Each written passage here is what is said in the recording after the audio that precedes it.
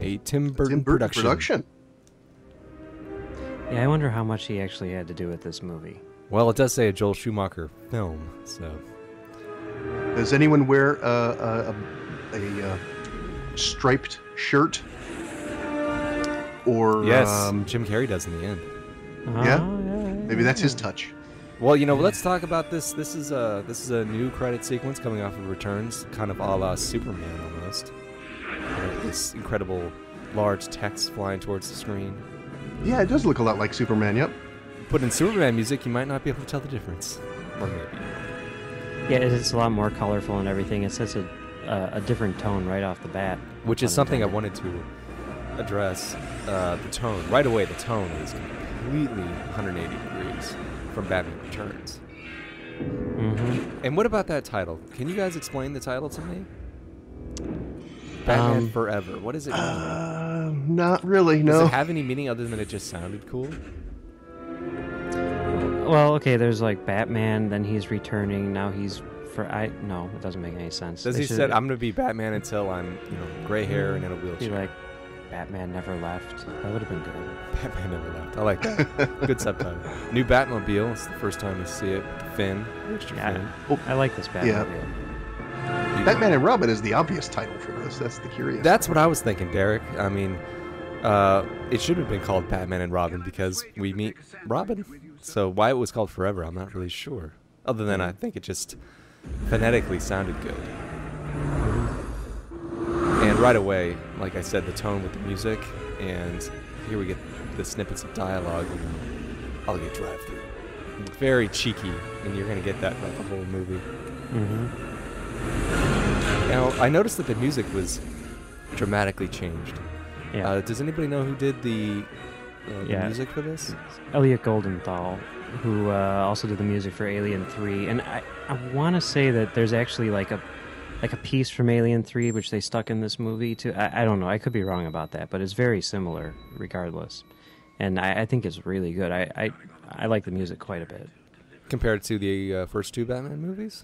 Oh, I think it's a completely different thing. I wouldn't necessarily say it's better or worse. I just think it's cool. To me, I think I was just too partial to the Danny Elfman scores in the first two movies. When this came around, it was kind of has a very light kind of comedic feel to it, which this movie kind of has in spades. And I think rewatching this movie last night, I admit I had not seen this movie all the way through in a number of years.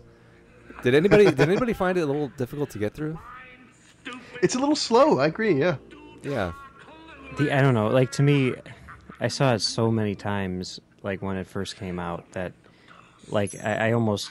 This is one of those movies where it's almost like a song to me, where, I know each and every beat, so it doesn't necessarily feel long until it gets towards the end, I think, for me, personally. But I can see what you're saying, for sure. Well, I had almost the same reaction to this as I had with Batman and Robin. The way I thought I enjoyed Batman and Robin a lot for its campiness, and then I actually had to sit and watch the whole movie, and I found myself really struggling to make it through. And this movie wasn't as tough. It is much better of a movie. I think it kind of plays that ticket. It plays that nickel. Of being light and fluffy. And it gets it just right enough. And Batman and Robin tried to multiply that by infinity. And it just did not succeed. This movie, they succeed.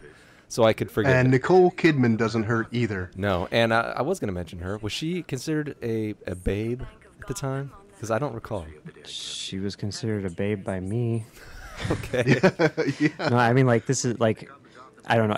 I'm sure a lot of it has to do with the fact that I saw this movie when I was 15 years old. But, like, if I have to think about, like... movie crushes, this is like probably number one of all time for me, honestly. Nicole Kidman, really? In this movie, yeah. So take that as you will. She had done obviously some Australian stuff like Dead Calm and a few other things, but Days of Thunder in 1990 was her first American film, I think. Yeah, that was her and then one. she a couple of others, Far and Away, of course. Yeah, I was thinking the same thing, Derek. I mean, like, I remember seeing those movies and with her hubby, and she was all right, but then she shows up in this, and all of a sudden she's like oh, she's a babe, she's hot, and they make her look pretty dang good. Yeah. In this movie. Oh yeah. And then later this year they came out with To Die For, and oh yeah, yeah, which is a great movie, and she's great in that movie too. Well, that's one of the new cast. Now, Val, of course, the most important piece. The new Batman, the new Bruce Wayne. Does he work, gentlemen? You think so? I really loved Val Kilmer at the time. He had been in a number of I mean, obviously Top Gun was kind of his breakout film, I think. But I always thought his breakout role was Top Secret. Well, I don't know. I wouldn't call that a breakout. That was his first role, I think. Was it? Because he was good. Yeah, he was. That was great. That's a great movie. Yeah, but oh gosh, and Willow was it was in '88 before this. Right. Yeah, so and Real Genius as well. So he had some. He was really riding high. He had Heat at the same time as this, didn't he? So he was. Yeah, like same a year year. later. Yeah. Yeah, and then he had like The Saint around the same time. So this was his. Oh, The Saint was a bad film. Well, say what you will about the movie. I mean, he was kind of riding high at the time. He was at high tide. Yeah. I don't know. Yeah. I think he's come back a little bit lately, like with Kiss Kiss Bang Bang. Mm-hmm. But he was riding high, and I think it was an interesting choice for Batman. What do you think he makes? A better Batman or a better Bruce Wayne? I think it's hard to. I mean, I think he's definitely a better Batman than Keaton was. Really? Probably not as good of a Bruce Wayne. I could never buy Keaton as Batman, honestly. I mean, part of it is just the time, the restrictions of the costume. They haven't quite figured out how to do this stuff yet. Even in this one, it has a little bit of trouble, but, I did not buy Keaton as Batman for a second. Could it just be, like you said, something with the costume? Because you notice the costume has been revamped for this one. Yeah. Oh, sure, yeah. But no, I mean, I think a lot of it is body type and stuff like that. I don't know. I couldn't buy Michael Keaton pulling off the things physically that Batman needs to do, He carried a lot of baggage with him as a comedic actor, to be sure. But Kilmer works for me. I think as Bruce Wayne, he seems a little more normal than Keaton did. Keaton seemed to have more a distracted quality to him. As Bruce Wayne, he doesn't have much to do in this movie. Like Keaton had a better opportunity to develop the character of Bruce Wayne, I thought, in the first two movies. In this one, they give him this whole thing where he's haunted by his backstory or what have you, but it's really not much for him to do. He just kind of sits there. In this one, it is kind of everybody else's story. Yeah. No, I think that you're kind of on the money with that, but I realized something while taking a look at it again, that this movie could have played to that strength, and it didn't. Dealing with what's his name, Bruce Wayne, his haunted past. Having to bring that out again, as it was coming back into this story, I was like, can they really go there again? They've already done this. I mean, like, how long does he have to grieve? But it made sense to me because he was comparing his life with that of Dick Grayson and the fact that he just lost his parents. So the fact that it resurfaced, was like, okay, that justifies it. And it could have given this movie a depth, I think, if they really went into that and gave that the focus. But this movie focuses so much the Two-Face and the Riddler that those things suffer, I think. Yeah, you certainly lose the psychological side of things that they're trying to play up with Chase Manhattan or Chase Meridian. Oh, great! Is that one of the great movie names? Chase Meridian, Christmas Jones. Come on.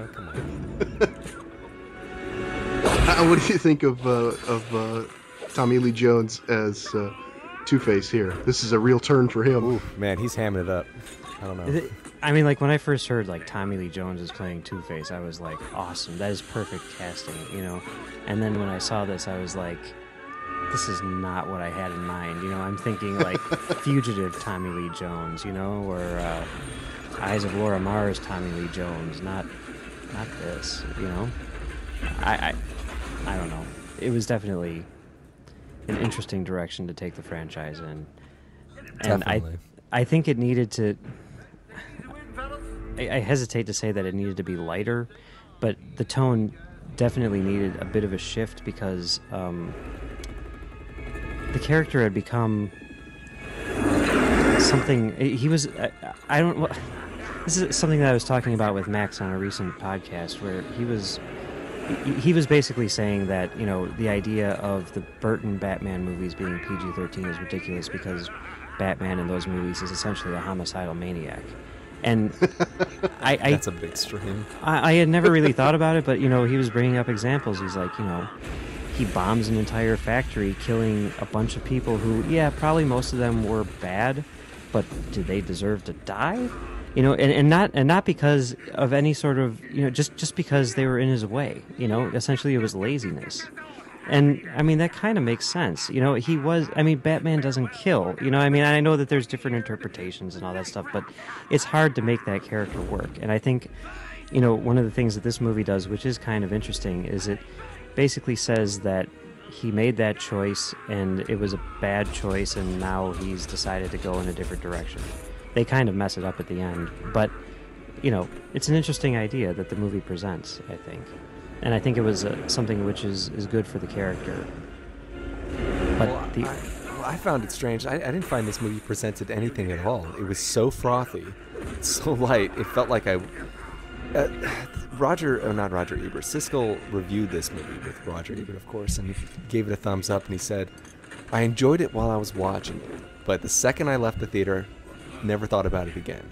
And kind of had that same reaction. It was like, it's fun to watch, it's bright, it's colorful, it's alive, but it doesn't really, it kind of leaves you feeling empty, I think. I would say definitely yes in spades. It's fun to watch. It's just there's really not a whole lot going on. It's just I think this is in one of those cases where the marketing campaign super exceeded the actual movie itself. You know, and people went nuts about this movie. I mean, we haven't mentioned this movie came out in what I say 95. Yeah, and right. I was around the same age as you, Mike, and I remember this movie was hot shit. You had to go see this movie. I mean, not only was the marketing out of control, you know, with the cups like at McDonald's and the toys, but those music videos. Do you guys remember those music videos? Oh yeah. I mean, you couldn't turn on MTV or VH1 without hearing "Kiss from Rose," and Yeah, this was the Seal one, right? yeah, or And the also U2. U2, yeah. You couldn't put on the TV without hearing something about this movie. It was hot.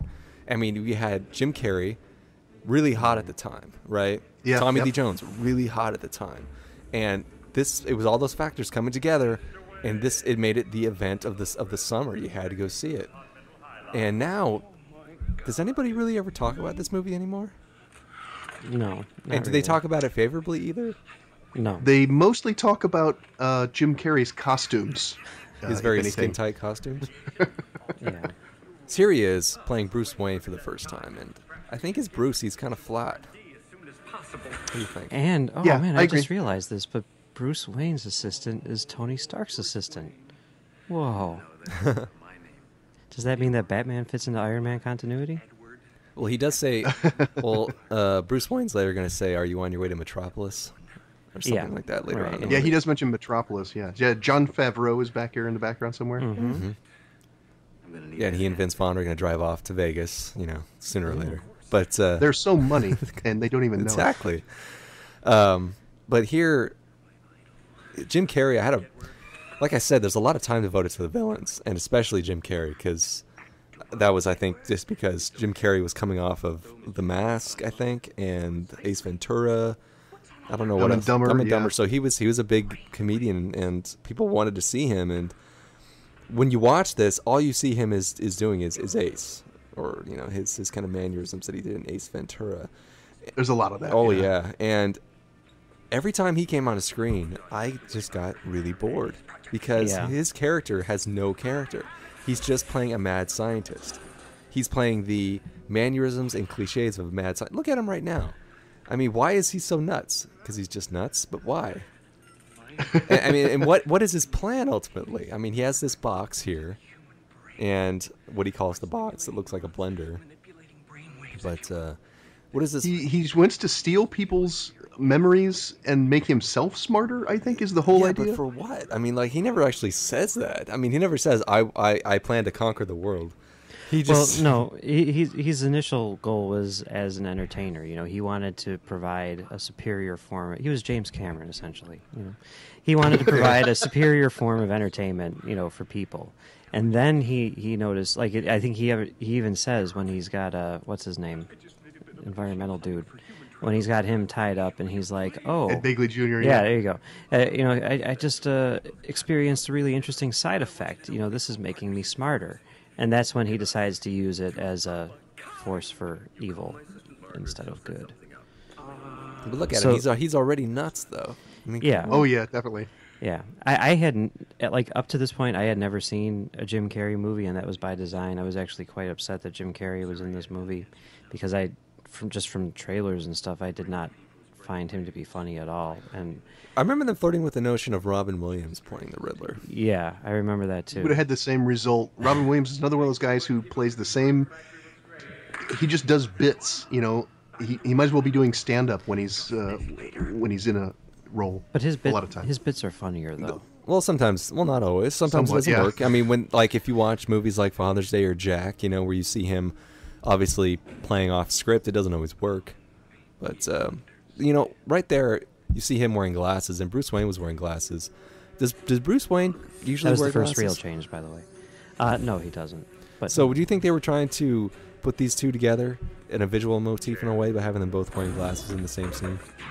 Well, yeah, the Riddler actually starts imitating him especially at the party. yeah, he even like puts a fake mole on his face and everything in the same place Yeah. that Bruce Wayne's mole is. What the hell is this thing? This is interesting. This giant tunnel. They had something like this in the James Bond movie Living Daylights, if you recall. Yeah, this is Pretty pretty. neat. Well, that was a oil,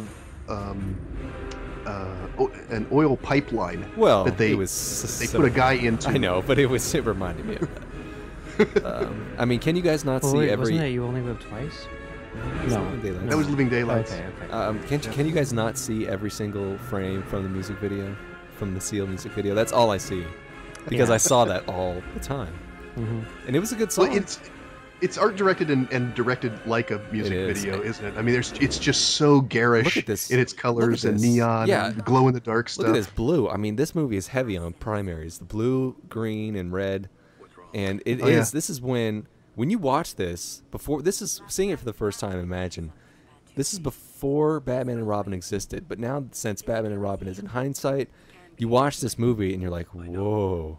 This movie was just paving the way for Batman and Robin. It's Oh, written yeah. all over it. It's No, yeah. laying the bricks. I mean, as soon as I started watching Batman and Robin in the theater, I was like, okay, so they basically took the worst elements of Batman Forever and decided to just make this movie like exclusively those, you know? Yeah, it went A movie from- just out of the bad elements. Everything that didn't work about Batman Forever. Yeah, it went from this gothic kind of fantasy to this bright comic book almost, and That was by design, I think, right? Schumacher was told make it more kid friendly. Yeah, Right. because all the toy manufacturers and everything freaked out with Batman Returns, you know. So. Yeah, because although some say that was dark, I always felt it wasn't too dark. It wasn't dark enough. It's- That's what I felt about it. That's actually my favorite of the four films. Is I it like- easy for you? Oh, I'm sorry, I keep cutting you off, Mike. Go ahead. That's okay. I like Batman Returns quite a bit. I think I prefer the original first, but Well, they me both too. have their unique qualities. You know, I don't like to be negative about a movie I'm doing a commentary for, but when I was watching this, because it is still a fun popcorn movie, but as I said, I was kind of struggling through it, and I was like, man, I wish we could be watching Batman Returns right now, because this is gonna hurt. But because it didn't have that same fun campiness that Batman and Robin did, where it was just so over the top, it was goofy. This was just, it was taking itself kind of seriously, and so it wasn't as fun. Yeah, I disagree with that. I mean, not necessarily that it's, you know, more camp or less campy or anything, but I definitely feel this movie to be infinitely more watchable than Batman and Robin. Well, yeah, I mean, it's all subjective. I mean, but we went from. I really put the two of them together. They're about equally. Well, I think that's what happened to this movie, Goofy. Derek. I mean, I think that this movie is lumped with Batman and Robin. It just kind of got tossed into the blender with it, so now it's all one movie. Yeah, that I mean, I don't know. A lot of it, again, is probably my personal history with this movie, but I would never, ever lump this in with Batman and Robin, aside from the fact that it's obviously, just like Batman and Batman Returns are, a pair. Yeah, this is definitely a pair with Batman and Robin, but, like, I think I've only seen Batman and Robin all the way through, like, twice in my life or whatever, and it's not... I never think of them as one. Well, as you were mentioning before we started about the new Star Trek, the JJ Star Trek, Mike got me thinking about how people think of these movies in terms of the new Batman films. Batman Begins and The Dark Knight. I mean, do people kind of dismiss these movies now? These 4 previous films? I mean, like some might do with Star Trek. My 9-year-old nephew dismisses these movies. Yeah, like he loves the first ones. Do they not exist anymore? I mean, wait, when you say he loves the first ones, you mean he loves Batman and Batman Returns, but he dismisses Batman Forever and Batman and Robin? Yes. That's actually really interesting. Well, because I've wondered, would somebody watching J.J. Abrams' Star Trek for the first time, never seen it in their lives, would they watch it and would they be able to go back and watch the original Star Trek movies or these series and accept it as Star Trek? It depends. The same for Batman. Yeah, it depends on the person. But like, what is I've your heard nephew? People say that they can't go back and watch the old Star Trek stuff. It's too dull and goofy. But like, what is your nephew? I mean, has he seen Batman Begins and Dark Knight? I don't think so, actually. Okay, now I mean, what is he doing here? He's just completely, he's bananas. He's just too over the top. I mean, was it funny then? I don't remember. No, it wasn't funny then. No. People did think he was not funny. Really. They must have, because this movie made a ton of money. He has done funny stuff. I think Dumb and Dumber is a funny movie. I don't care for the Ace Ventura stuff, but you can just feel the direction being very light. They really just let him play, and I mean, look at what he's doing now. I mean, come on, that isn't in the script. He's just having a good time. Yeah, that's why they're paying him the big bucks. I mean, he had to have gotten paid more than Val Kilmer for this movie, right? You think? Probably. I would assume so. I mean, was that one of the Pretty reasons close. why Keaton dropped out?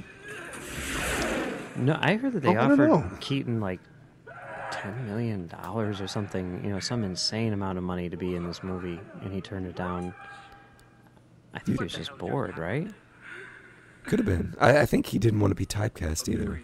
Yeah, and Burton was gone, and because there were rumors for a while there that when Burton was doing the Superman movie, that Batman was going to make a cameo and he was going to get Keaton to play Batman.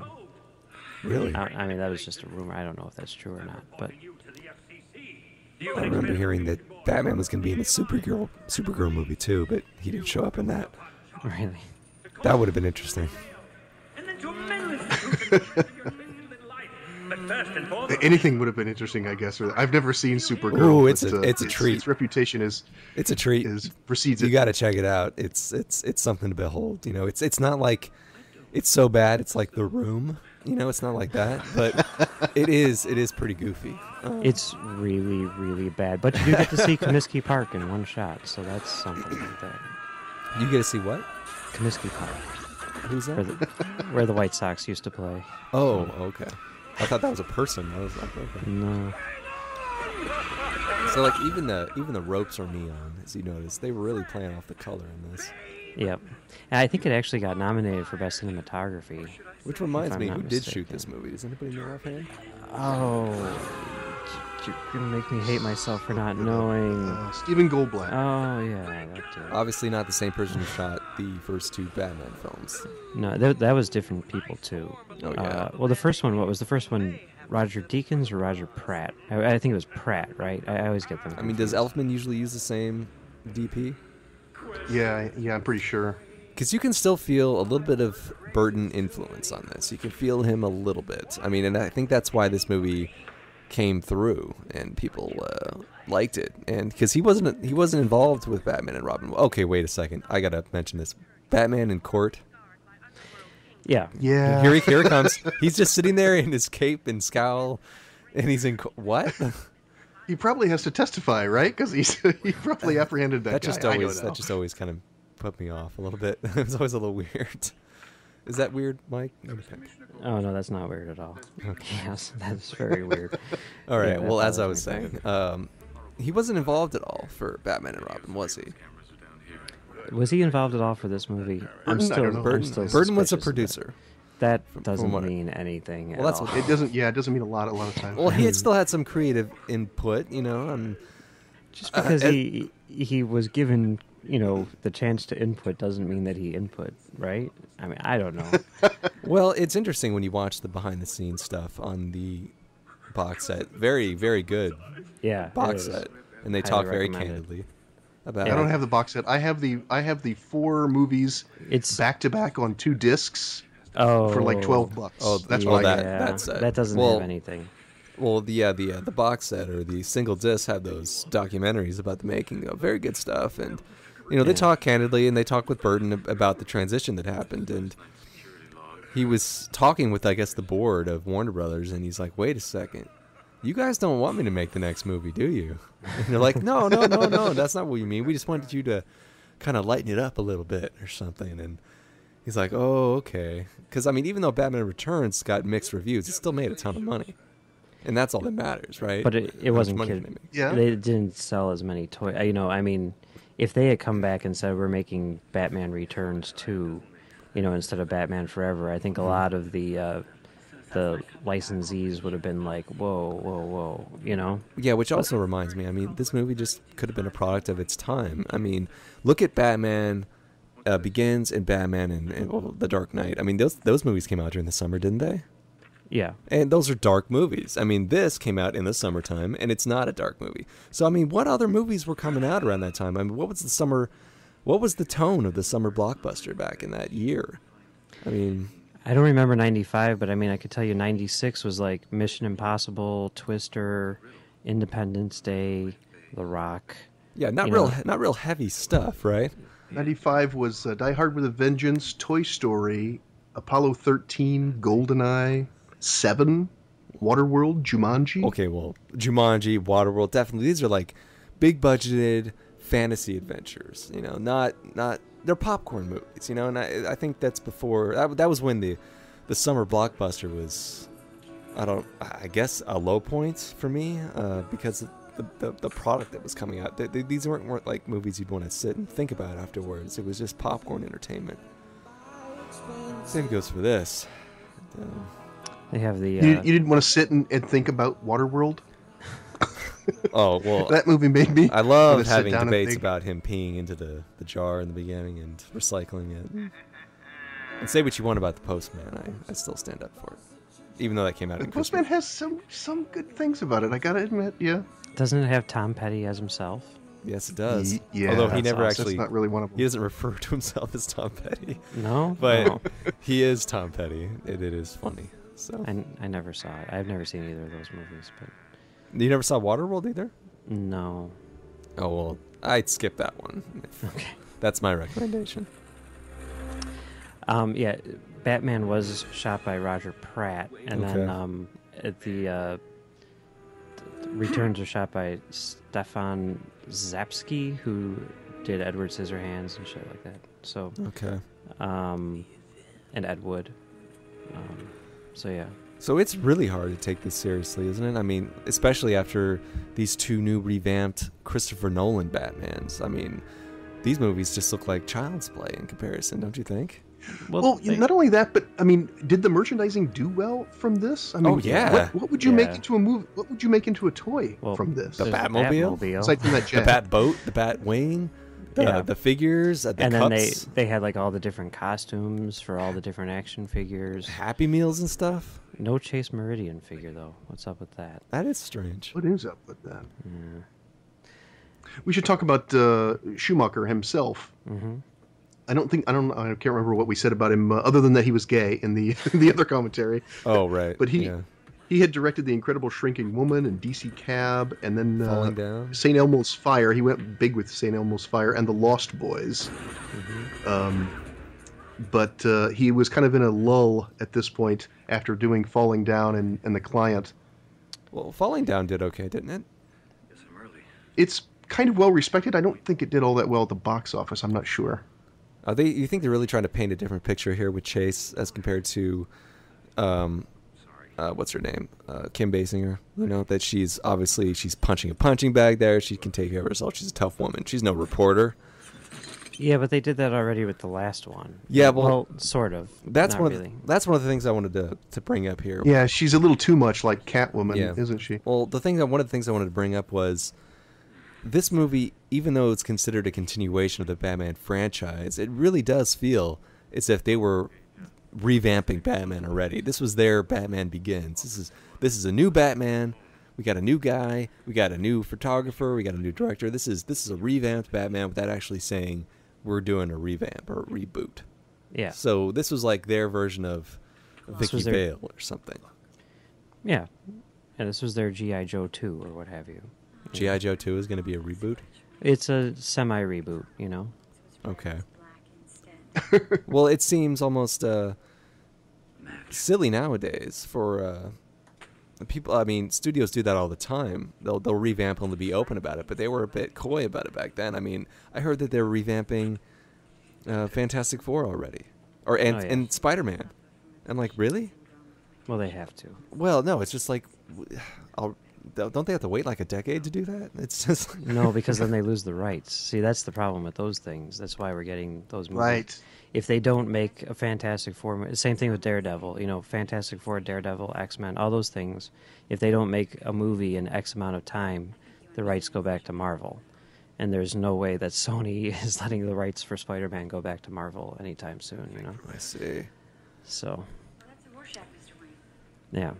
Unlike with the DC things, which are just owned by, you know, Warner Brothers outright, which is why they can sit around and not make anything for decades and decades. And Well, we had that great story about the Fantastic Four, the original Fantastic Four, made Yeah. by Corman. Roger Corman. Corman. You know, that they didn't want to let the rights lapse, so they let him make his movie, which you can watch if you know how to do a search online. You can find it and watch it, and it's pretty bad.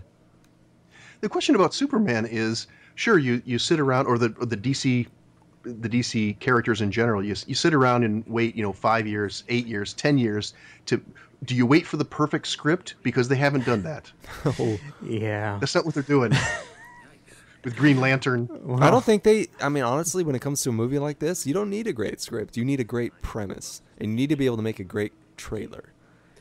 Well, I think what's happened now is, yeah, they were waiting around for a great script, and then they saw what, was going on with the Marvel movies, with X-Men and Spider-Man, and that kind of like, lit a fire under their butts, and now they're like, we need to make something now because we're just, if we don't, then that's just money. We gotta have a we're Wonder throwing Twins away. movie, and then That we would can be have cool. a Super Friends movie. I would go to see those. See, look at this scene here. You can just see Batman and Robin. This is the equivalent of the Batman and Robin charity event. You recall? Oh yeah. Yeah. I mean, oh man, it's like they were really paving the way, and it really kind of hurts. But what do you think of these two, Chase and Bruce Wayne? The actors. I mean, do you think they have chemistry? Do you think they work? Not as well as Keaton and Pfeiffer work together, and it's a direct comparison, I think, Yeah. when you watch them. So yeah, they, as much as I like her and as much as I like him, and as much as they look good together, I'm not feeling the love there. Me neither. Some people just don't mesh well on screen. I mean, I really felt some sexual tension from Keaton and Pfeiffer in certain moments, particularly when they're dancing, and Penguin crashes through the floor, and there's that great song in the background, and they realize that they are who they are.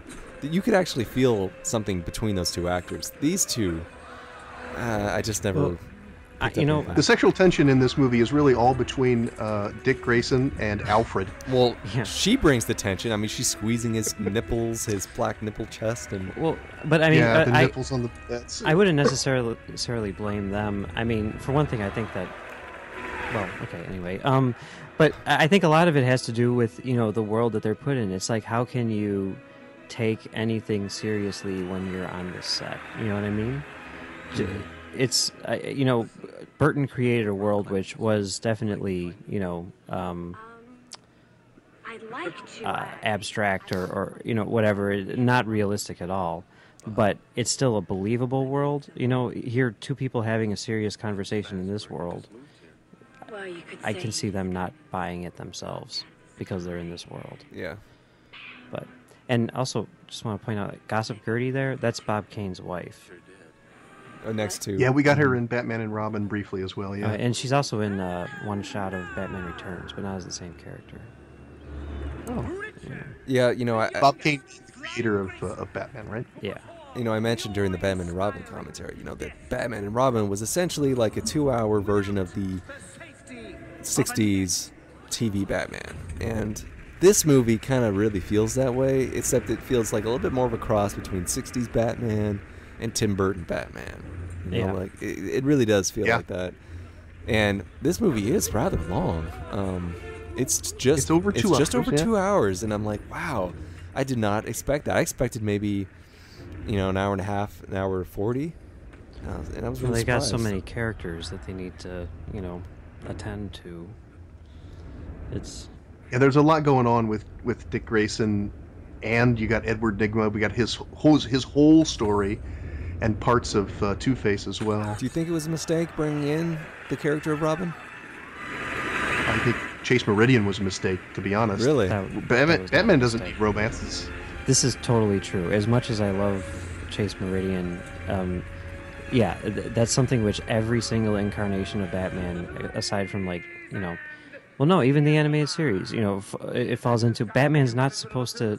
That's not what drives him. He doesn't have time for that. You know, they did it in Mask of the Phantasm. They did it in all of the movies, even the the Nolan movies. It's completely unnecessary, and it sort of brings down the character. Well, he wasn't so much in a romance in the first one, in the Batman Begins, was he? But there was the yeah. I mean, even if he's not in the romance with her, it's, you know, definitely a force which is pulling him in a certain direction. You know. Well, yeah, I mean, Yeah, that whole ending of Batman Begins is all about whether or not he can still be Batman and still be Right. be in a relationship with her. well, I definitely equate it to, you know, to Hollywood. You know, they want a woman to put up on the poster, Mhm. and you know, Nicole Kidman is a good-looking woman. She definitely helped sell some tickets. You know, and they sex her up in this movie, as you notice. I mean, she's always wearing these kind of form-fitting black outfits until the end. Did anybody notice that? That's the second real change right there. In the end, she switches to red, which is interesting because throughout Oh, really? throughout the Okay. whole movie she's wearing all black, and in the end, after she's fallen in love, she's wearing the color of passion. It's weird. See, this But movie's that's all right, deep. sure. It's a visual motif. She's also wearing a white silk sheet at one point. That's really the outfit that I noticed most. Mm-hmm. Yeah. Did you guys find it a We've little? also got Drew Barrymore and Debbie Mazar in this as Sugar and Spice. Oh, those Mhm. are their characters' names. Yeah. Was Drew Barrymore coming off of films like Mad Love at the time?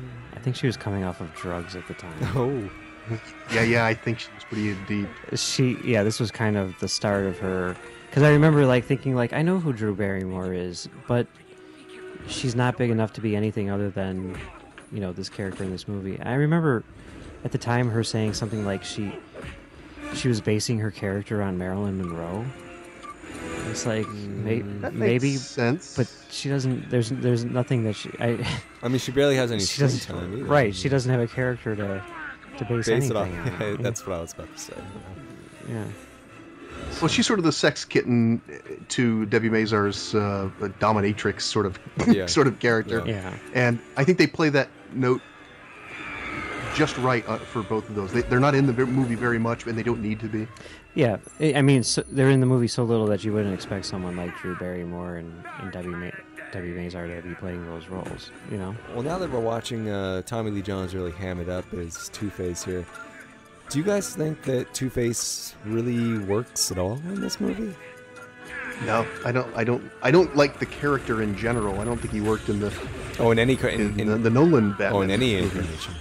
Yeah. I think he's one of my absolute favorite Batman villains. I think that he's an amazing character. I think that they don't understand him at all in this movie. Well, to I me, mean, there's like the scene that Yeah. happens at the end where he constantly is flipping his coin until it comes up, you know, tails or whatever. yeah, That's not what that goes completely against the character. The idea is he's not, you know, he doesn't see himself or whatever as good or evil. He lets fate decide things, you know? I mean, so that type of stuff annoyed me. I was really trying to deconstruct their motivations in this movie. The Riddler's motivation and Two-Face's motivation. And I couldn't come up with one. All I could come up with is they're crazy. And that's it. I mean, why is Two-Face so hell-bent on going after, or doing this, going after Bat, just because he was scarred by him? That's it? And the only reason we know that is because that brief little shot we saw of him in court with Batman.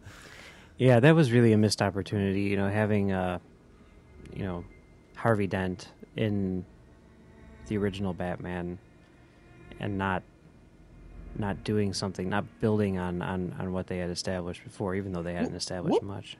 What were they thinking of with Billy D. Williams? Because were they thinking, oh, we're going to have Billy D. Williams play Two-Face later on? They were thinking that Billy D. Williams is a badass. That would have been awesome. And he got paid a lot of money for them to not use him in this movie, too. But he's not a good actor. That's insane. You're crazy. What are you talking about? He's Lando Calrissian. Was it a breach of contract? They had to pay him to not play Harvey Dent?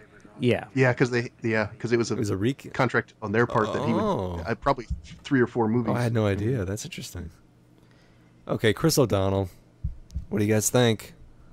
At times, he really works for me in this. I don't like him in general, but there are moments later on when he's trying to cajole Batman to letting him be his partner that I just want to strangle him.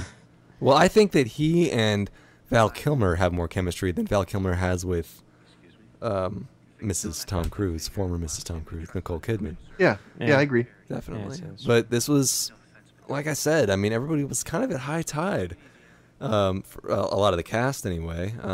Chris O'Donnell, you know, I mean, he's done well for himself, but he definitely has not recaptured the strength he had, you know, as he did at this time, you know, in terms of being like a sex object, you know, being a kind of hunky guy. He gets around. He still gets work, but it's definitely... He was in School Ties in '92. That was probably his first, like, leading role, right? Then he was in that terrible Three Musketeers. Oh, don't say that's terrible. Oh, Scent of a Woman. Don't say that's also terrible. I should say. Oh, that's a good movie. Come on now. The Three Musketeers from '93. Yes, with Charlie Sheen and Kiefer Sutherland. Oh, that's good stuff. Come on, D'Artagnan, we're saving the king. Okay. Oh, come on, Mike. You like that movie too, don't you? I have not seen that movie. Oh, it's fun. It's light. It's frothy. It's a good romp. You're not selling it. Sorry. It's better than this movie. Can I say that? You're not still not selling it. Oh, come on. Give it a shot, Mike. Oh, I heard that they redid at the bottom of my rental queue. Okay. I heard that they redid Three Musketeers, or they made another movie. Yeah, the Paul W.S. Anderson did. Was that any good? I didn't see it. That didn't go anywhere, Okay. you know. I know Mila Jovovich was complaining about how they mismarketed it. It should have been geared towards families instead of the Resident Evil crowd. Oh, I see. Well, Paul W.S. Anderson did Resident Evil, right? Yep. And Event Horizon, one of my guilty pleasure movies. And Mila Jovovich. Yeah. Does Batman always have this, garage? And is Alfred always a mechanic in every one of the incarnations of Batman? Sort of. He certainly had him in Batman and Robin. We saw this all again, right?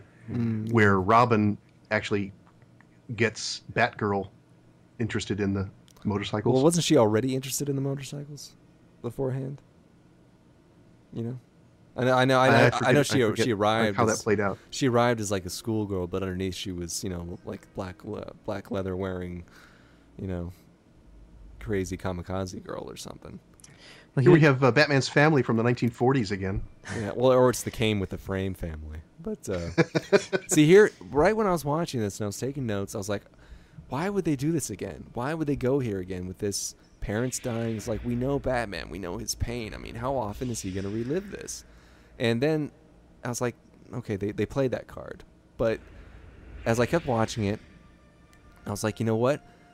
it does make sense for it to resurface because of what just happened with Robin, with Dick Grayson. He's confronting that pain over again. He doesn't want to see it happen again with Dick Grayson. He doesn't want him to become this vigilante fighting from pain and dealing with that every single day. So that made sense. Seeing that come back, fighting that, and trying to get Robin to go in a new direction. Just like, don't be like me. Don't be like me. That's a new. That's not the conversation that they have, though. But that's a right? new. That's a new territory they could have mined. Is what I mean. They didn't. Yeah, and they could have done it much more economically too. I mean, I think Schumacher touches upon that in the Batman and Robin making of featurettes, you know, when they were talking about Batman's character, and I think Clooney even called them on. He's like, you know, is this guy really still going to be torn up about his parents still? Which is a stupid thing to say, because he is, you know. I know that's where he gets his. He can't let it go, because if as soon as he lets it go, then he's not Batman anymore. But it just seems like in every one of the movies we're gonna have a flashback, just like we are now, where that's something that they shouldn't be doing. It's not a big part of the character in the comic books, though. Oh, well, that's it was kind of the way that they set the character up in order for him to be independent. And it wasn't a big part of his psyche as a right, but they don't have you never get that with Superman. I mean, Superman lost his parents. Yeah, but I think it's a different scenario. You know, with Batman, like it's not that every issue or whatever has to be dealing with the fact that his parents died, but like you don't see him as being, you know, a jokey guy or anything like that. Like he does still need to be broken up over his parents. I mean, it's what drives the character. I mean, like. This movie, well, they didn't bring that up in the third Spider-Man film. I mean, was Peter Parker still talking about Uncle Ben? How much did they have a flashback of him dying? Well, like I said, they don't need to be. Yeah. They did actually, yeah. Oh, because they said that Sandman killed him or whatever, right? Well, they didn't. They didn't have have a flashback, you know, like they did in this movie. They did have. Well, they did have a flashback. They did. I think they actually showed the whole thing as. Oh, you're right. Sandman played a part of it. Oh, you're right. They did. I'm sorry. But you know, I mean, the idea though is not that they need to be referencing it constantly. They don't need to have a flashback. And I think it's a bad idea to have a flashback, you know, in each. But it does need to be like beneath the surface. That is the driving force, you know. It's like once he stops, you know, once he gets over his parents' death, then he's no longer Batman. I mean, that's what Mask of the Phantasm is all about, in a sense, which is actually a really good movie. Oh yeah, the cartoon, sure. Mm-hmm. The animated, yeah. This one kind of does that, but not nearly as well. Do you guys? Can we blame Alfred for Batman's mental problems? Because he raised him from a boy, and turned him into this freak that he is, right? Well, in this movie, anyway. I mean, I don't know how it works in all the other incarnations of Batman. I'm not sure, because in Batman Begins, he goes off to. But not until, not until he's an adult. Okay. Oh, that's true. Yeah, Alfred always raises him. Now, you were talking about was Alfred always an auto mechanic? Oh, I don't know if you guys heard about the Aronofsky Frank Miller Batman Year One script, but he literally was an auto mechanic in that. He was like an auto mechanic who found young Bruce Wayne on the street right after his parents died and brought him in and raised him as his own. You know, while the world was wondering where little kid Bruce Wayne went for like 20 years. He was kidnapped by an auto mechanic? Essentially, yeah. That's terrible. It is what it is. Now, this scene bothers me quite a bit because it's a huge, big set piece which exists only so that Two-Face can say, I'm sick and tired of not being able to kill Batman. That's dumb. You know? Yeah. You know, watching this scene, I'm thinking this movie is Batman, not in Gotham City, but in whatever city Dick Tracy lives in. Because this feels like Dick Tracy. Do you remember? You know, it does. Yeah, it does have a feel for whatever. I don't know what city does Dick Tracy take place in. I don't think it's ever spoken of. But that old Dick Tracy movie with Warren Beatty. The kid doesn't even have a name. Yeah, just Kid. Good movie, but that's what it was. I mean, they literally were playing off that comic book style. I don't know. They were really taking themselves too seriously with this. And you know, Mike, you said you do still like this movie, right?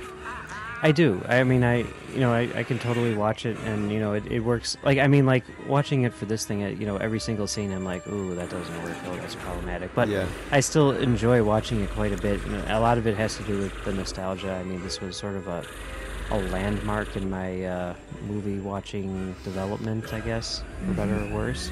So that plays into it quite a bit. But I mean, I can acknowledge that it has lots and lots of problems. Do you think it really holds up, stands the test of time in the public consciousness? No, I don't at all. I don't either. I think it's largely forgotten. Yeah. Definitely, especially since we have these new Batman films, Yeah, which I hope I mean, doesn't happen with the Star Trek movies.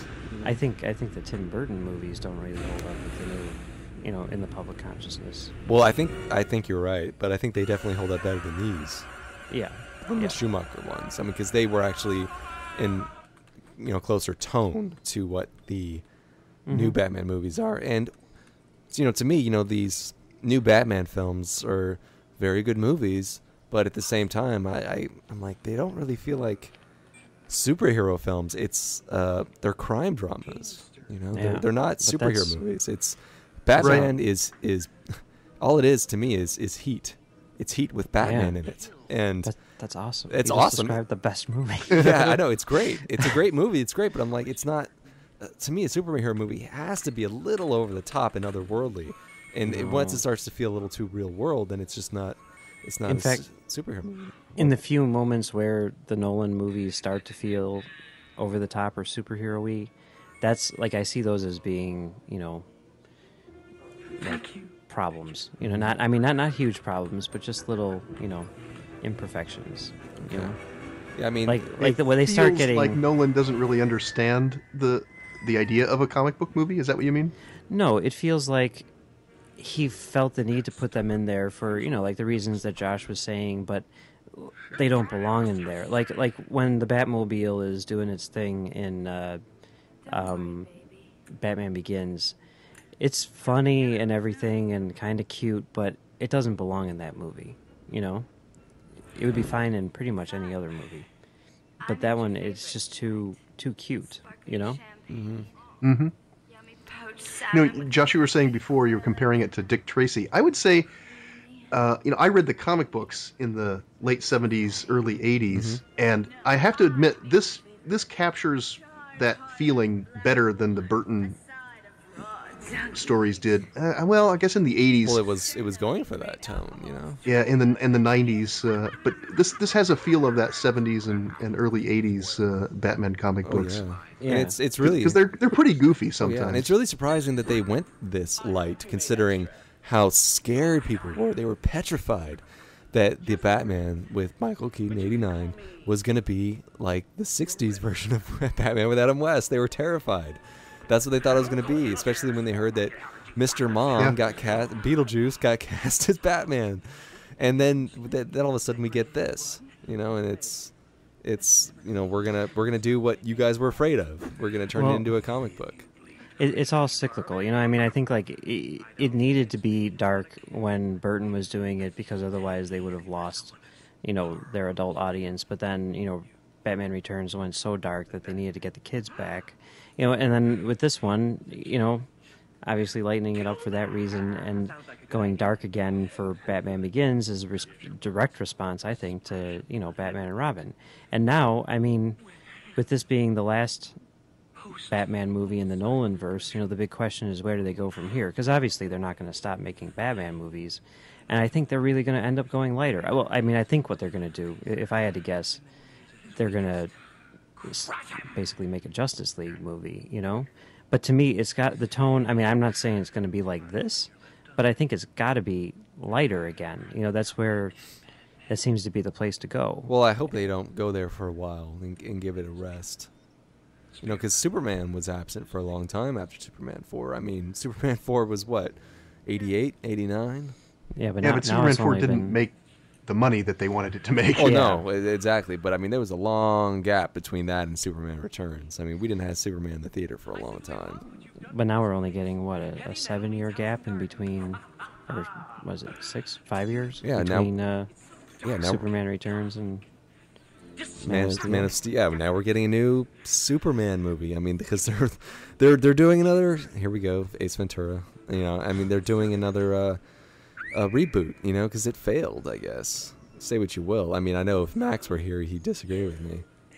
Because he likes Superman Returns. He loves it with a passion. Yeah. It doesn't work for me. Well, it was a fun debate. We had my brother on, and Max was on, and Justin is a avid Superman fan and not a fan of Superman Returns, and so they had a nice little battle. So what do you think?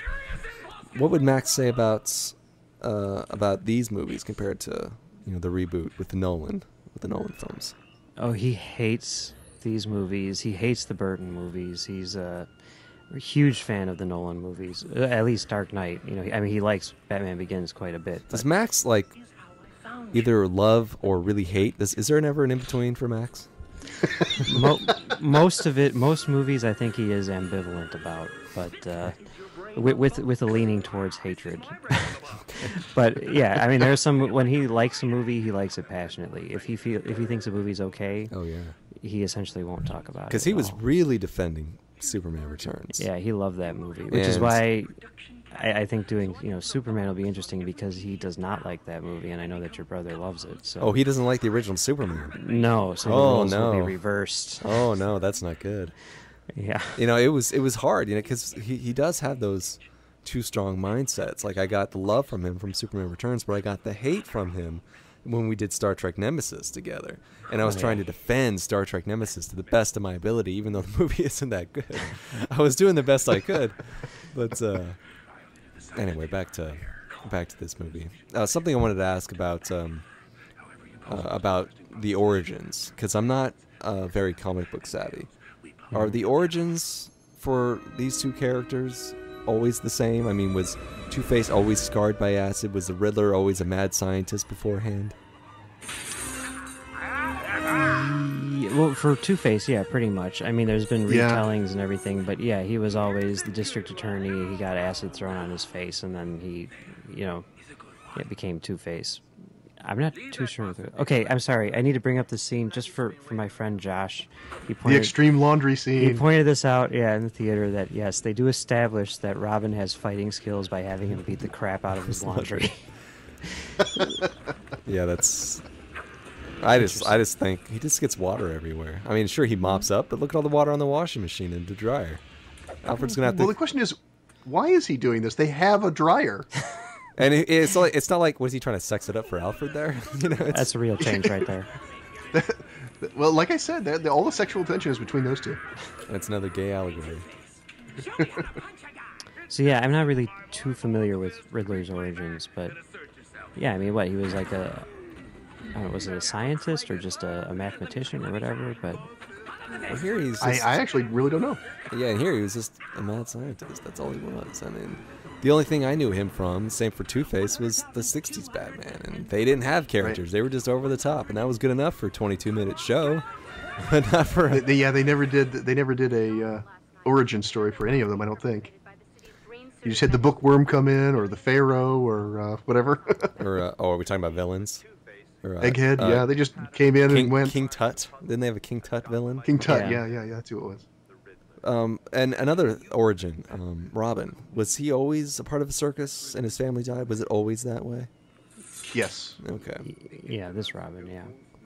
The very early '60s Robin may have come from a different background. I'm not sure, but this sort of origin goes way back. Although it's not Two-Face, it's generally the mob, like someone in the circus owed the mob money or something like that, so the mob cut the wires, and that's what killed his family. Right. Yeah.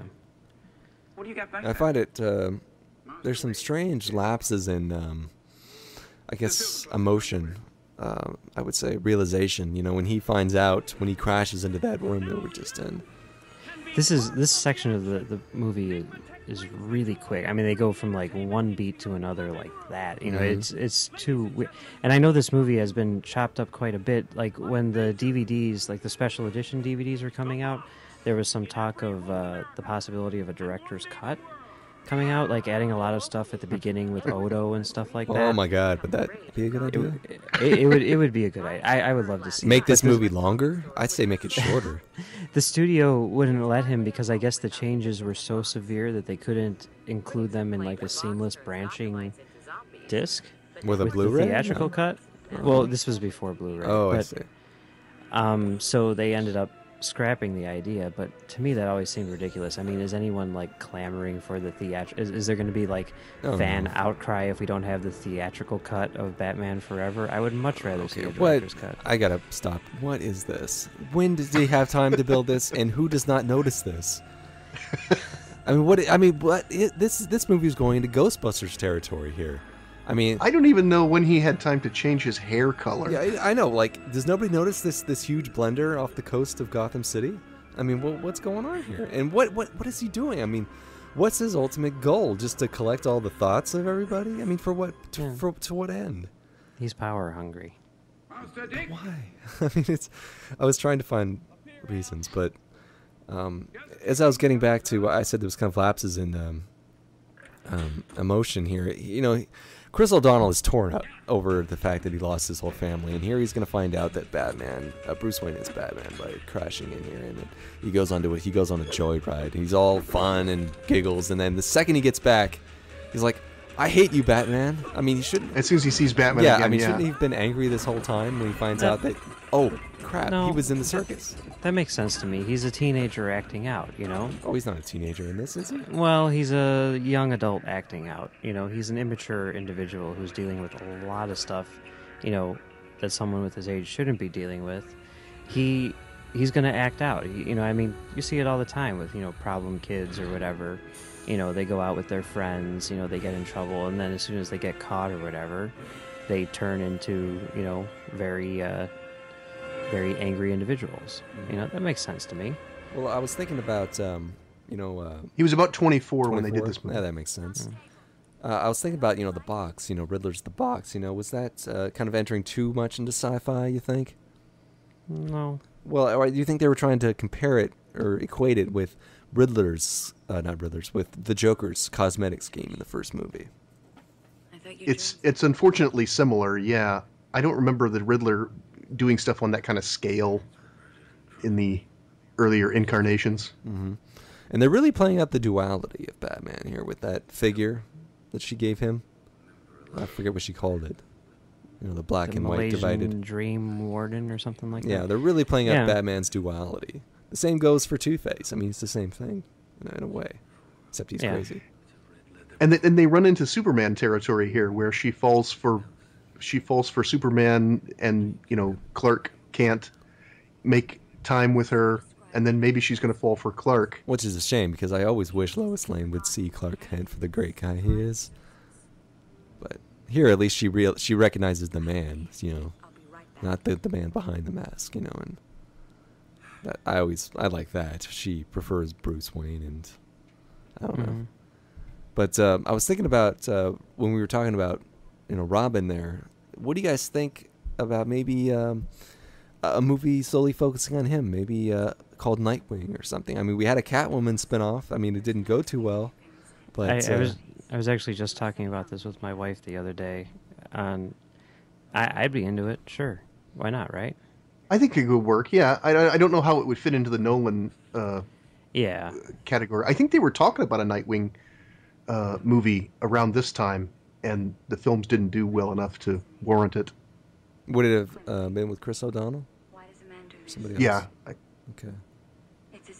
Yeah, I mean, there's a lot of groundwork that I think they'd have to lay at this point in order to get to a Nightwing movie. I don't know. I mean, I think Avengers is kind of a game changer, and I think what we're going to see is, with this Superman movie, I wouldn't be surprised if that leads into a Justice League, and then from there they break off all of the characters into their own individual movies, and then at that point, maybe somewhere way down the road, we'll see Nightwing, but I don't think it's going to happen anytime soon.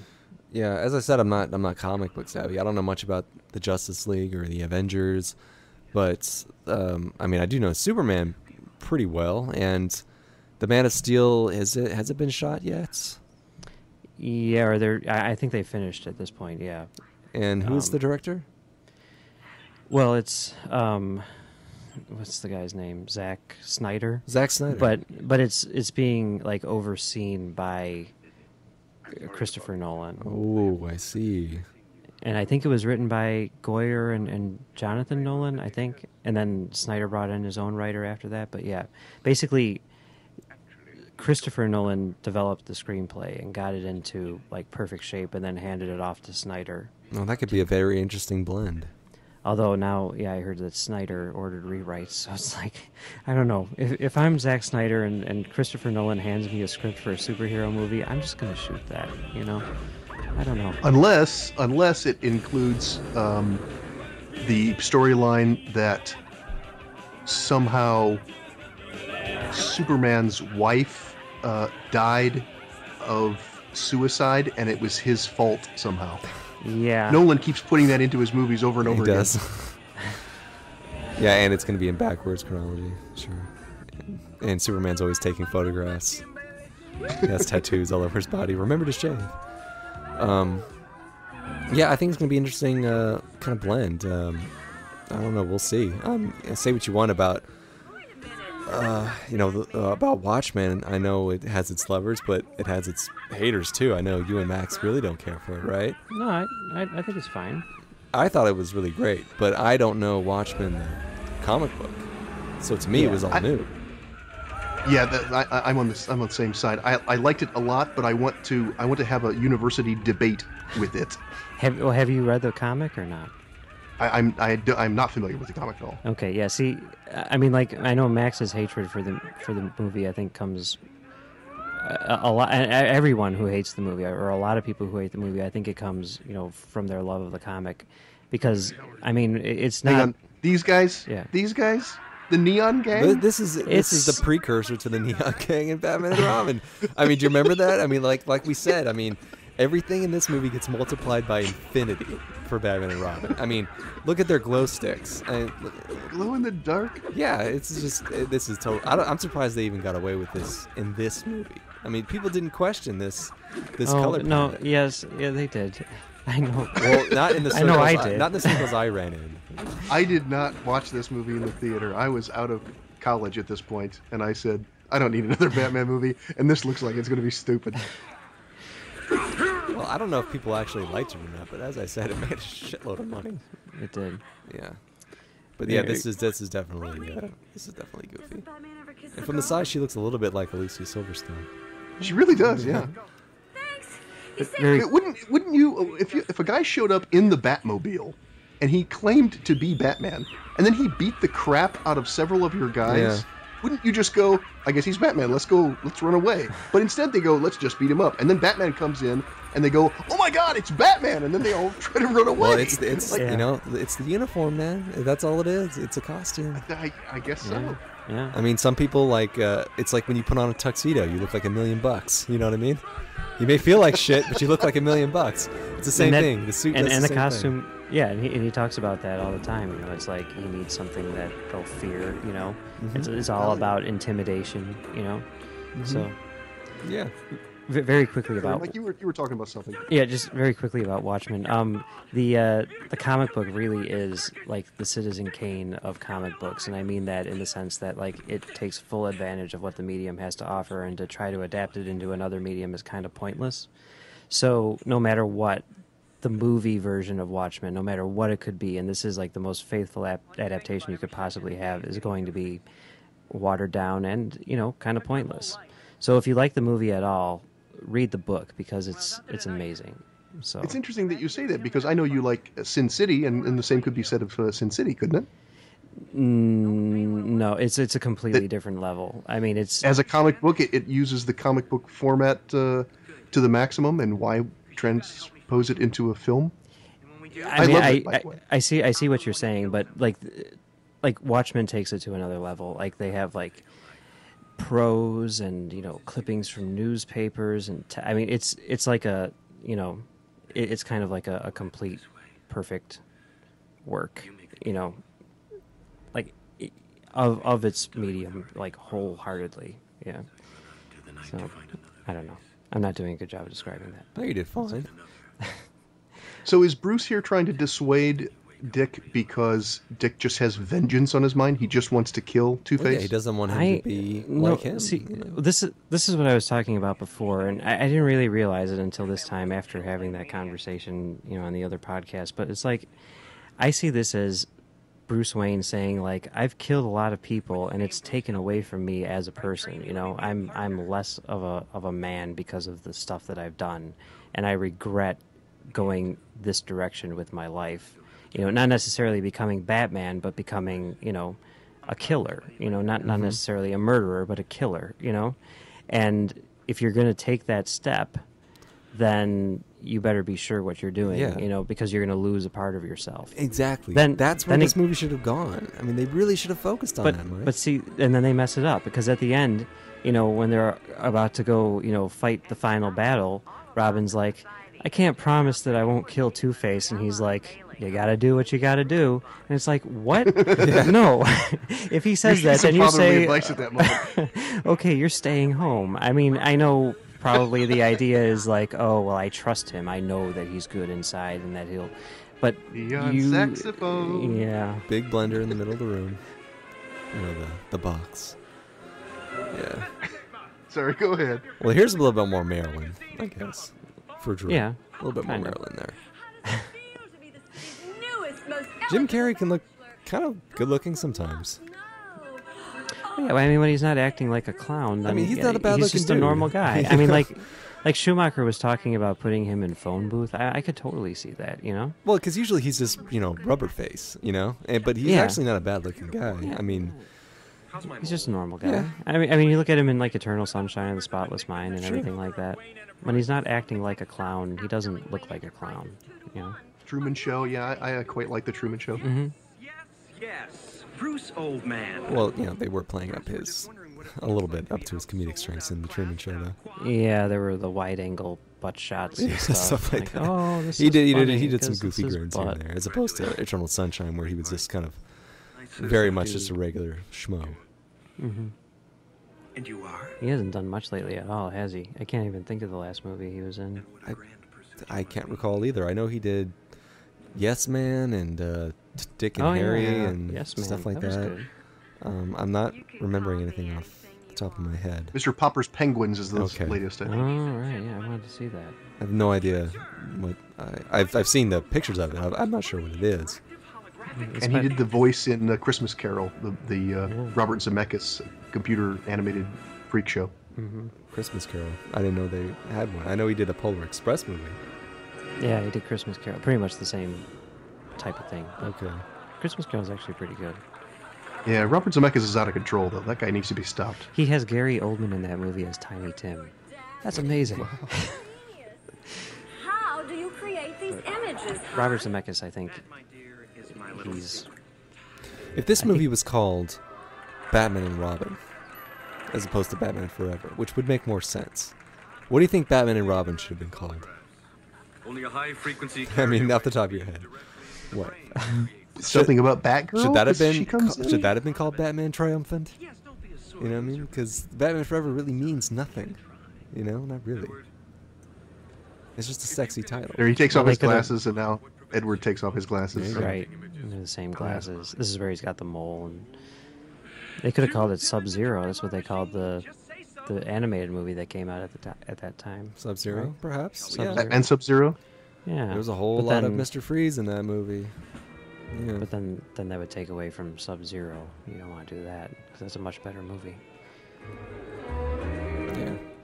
I mean, maybe they should have put, a pun, like an ice pun, as a part of the, you know what I mean? Because there were so many, just use one. Batman from- on Ice. Batman There on you go. Ice. Yeah, call it Batman on Ice, Batman Chilled, something like that. It's just, I forgot, the other villain was Poison Ivy, which, again, I just really can't stress the fact enough that, as we mentioned in Batman and Robin, the fact that they would use two villains is such a waste. It's like, you're going to be able to make less movies if you keep using two villains every movie. You're going to run out. So why do they keep doing And they that? haven't reused any of them, have they? Except for the Joker in the Nolan movies. And now Bane. Well, I was so glad that they didn't Oh, Bane's go- coming back. Oh, That's right. and, now, and Catwoman. in the latest I one. was so glad they didn't do Joker in Batman Begins. That there was no traditional Batman villain. Oh, there's Ra's al Ghul. Oh, is he? Well, I mean, he was in one of those staples, was he? Oh yeah. He's a later addition to the canon. But he wasn't yeah. like Catwoman or Joker or Penguin, you know. Right. It wasn't one of those. He wasn't in the '60s TV show. Yeah. No, but I mean, back when this movie was coming out, I was like, oh man, if they made a movie with Ra's al Ghul in it, that'd be awesome. You know, I mean, he was definitely. Oh, he came in like the '70s. He was Denny O'Neil introduced, and he was in the cartoon and everything. Did you guys have a fear for Batman Begins? Like, were you guys afraid it was going to be, you know, something like this? I mean, did you think they were going to mess it up or what? No, it was pretty obvious from the trailers, I think, that it was a much darker, more mature kind of approach. I didn't know if it was going to be good, but I didn't think it was going to be campy. Yeah, I mean, I definitely like. I didn't know if it was going to be as good as the Burton ones or whatever, but everything that I had heard about it going into it was very positive, and Chris Nolan being involved was interesting. I was actually really upset that Aronofsky wasn't doing it, but I think in the end it worked out perfectly. Yeah. Well, I've heard some of your stories, not related to Batman, but Star Wars, where I think you and Max were doing a commentary, I think, for episode 1, and you mentioned that, you guys remember Phantom Menace, the craziness that went on with that, before it came out, and people going to see just the trailer, and people trying to steal the prints, and it was nuts. It was the biggest movie of the decade, and I remember you and Max talking over your commentary for it, and you mentioned you saw the trailer, and you're like, oh my god, what if this movie's better than The Empire Strikes Back? I don't know if I'm going to be able to deal with that. Yeah. And I'm like, did you have that same kind of feeling with Begins, where you're like, is this movie going to be better than the first Batman?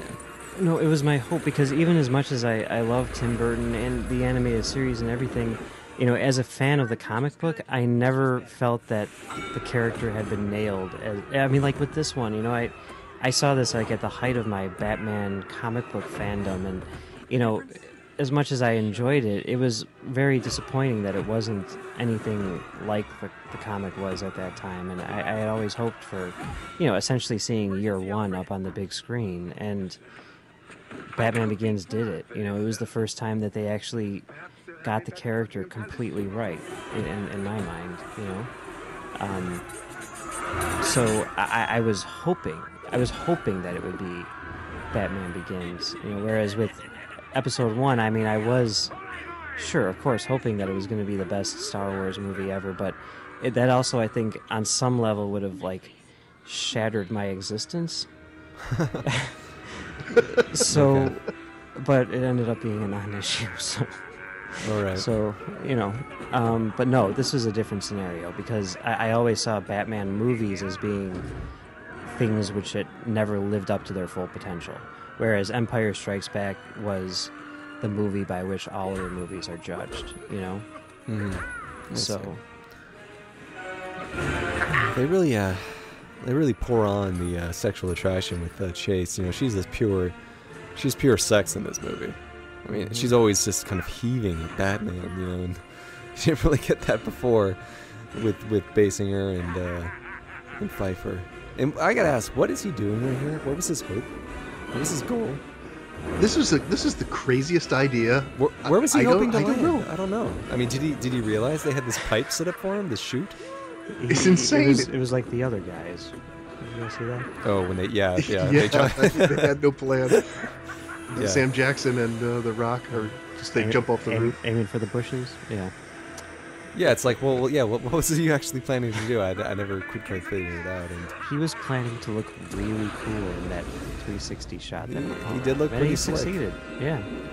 And then splatter all over the ground. Another one of those great moments from the music video. But then again, this movie is kind of like a 2-hour music video, I guess. A lot of it, yeah. It really hurts to watch this overacting, especially from Tommy Lee Jones, because I'm not saying he's doing a bad job, but just I realized wow, they really did not take advantage of Two-Face. This duality. I mean, Batman is all I about. don't like the makeup. Oh, the makeup Look at is. the makeup. Oh, it's bad. The duality that exists between Bruce Wayne and Batman, and then Two-Face. I mean, they're the same kind of character, except one's crazy and one's not. I mean, they really could have really gone deep into that, and they just didn't. All he is just wacky. That's it. He's just wacky, and I get so bored with Tommy Lee Especially- Jones in this movie. Especially since, the character of Two-Face is also like, a defender of the public, although not a public defender, right? But just like Batman is, and like, well, I guess that's what Dark Knight is all about. Harvey Dent is the White Knight and everything like that, and there's all that duality. He's the hero that Gotham deserves, but not the one that it needs and stuff. And yeah, I mean, it's all spelled out there in the comics too, and they just turned him into an Adam West villain. What the hell did you think you were So many doing? missed opportunities. You think this was actually in the script when he says Batboy, Nightwing? You think that was? I think it was absolutely in the script. Okay. Oh, sure, yeah. I Now, think that go ahead. Chris O'Donnell probably didn't have any idea about the reference, but yeah. I think I got it at the time, but I still don't know too much about the Nightwing as a character. Like, Nightwing comes much later, obviously, Yeah. in continuity. I mean, after he and Batman are no longer together, I assume. Right, essentially, Robin grows up and Mm-hmm. moves out and becomes Nightwing. Okay. Which reminds me, I mean, does he change his outfit for Nightwing? Yeah. Nightwing's costume essentially is the costume that he has in Batman and Robin, only it's blue instead of red. Okay. Because I always had a problem with with Robin's costume in this movie. Like, it felt really kind of rushed. Really? Like, to me, it's like his costume in this movie is just a rubberized version of what it is in the comic, or was at that point in time at least. Mm-hmm. So I thought that his costume was awesome. Where did Batman get that video from? I've been wondering that. I don't know. Because it looks like she's looking right into the camera, but she's not a reporter. You know what I mean? Here's that shot you were talking about. You can see her Yeah. crevasse a little bit. That's a good shot. Yeah. Yeah, who sleeps like that? And that's definitely a music video shot. Oh, I wish I looked that sexy when I slept. I mean, most people are drooling with their mouths open and their hair's all morphed. And look at that, she's perfect. But not only that, why is she sleeping at all? Because she invited him to her apartment. Yeah, it's true. She At said midnight. meet me at midnight. She's asleep. What is that? Oh, she's waiting. Is she in the nude? Does she sleep Yeah. in the nude? Only when she's naked. For sure. And I thought this was a dream. Doesn't this feel like a dream? It does. Yeah, it feels a bit like it, doesn't it? I mean, the really motion weird. is it's kind of slowed at first. Yeah, Now it- it's it back is. to normal, but And then he smiles, and it's like, oh, wait a minute, that's not a dream sequence? That's weird. you're right. You're absolutely right, Derek. She did say meet me at midnight, and she fell asleep. What's up with that? Well, maybe it's 2 o'clock right now. Maybe he's late. Yeah, you're right. Maybe he's late. Yeah, he had some stuff to do. Yeah. Well, he did have that verbal battle with Dick, so maybe that did slow him up a bit. Mm-hmm. I don't know. Take a shower. I don't. Take a shower and reapply the eye makeup. Yeah, that's true. Yeah, you never get to see that. How long does it take for Batman to get ready for the day? But I didn't like this moment when they, sexualize Batman a little bit. They do it very coyly in the in Batman Returns. When Catwoman is, rubbing her little nail. Oh, there you are, and you see him kind of his eyes drift off a little bit. But here you see the hunger in his mouth and his eyes, and I felt that it was humanizing a little too much. Well, the question is again, what is his plan? He's coming here to have sex with her in costume. Yeah, that's gonna be hard to take off, isn't it? Well, that's what she wants. She wants the costume, and here we get this. Definitely going to be awkward. Yeah, I mean, it's not like. Well, I guess it'd be much easier for Superman to undress. Yeah. Than Batman. And we get another costume from And all these Riddler? all these strobe light.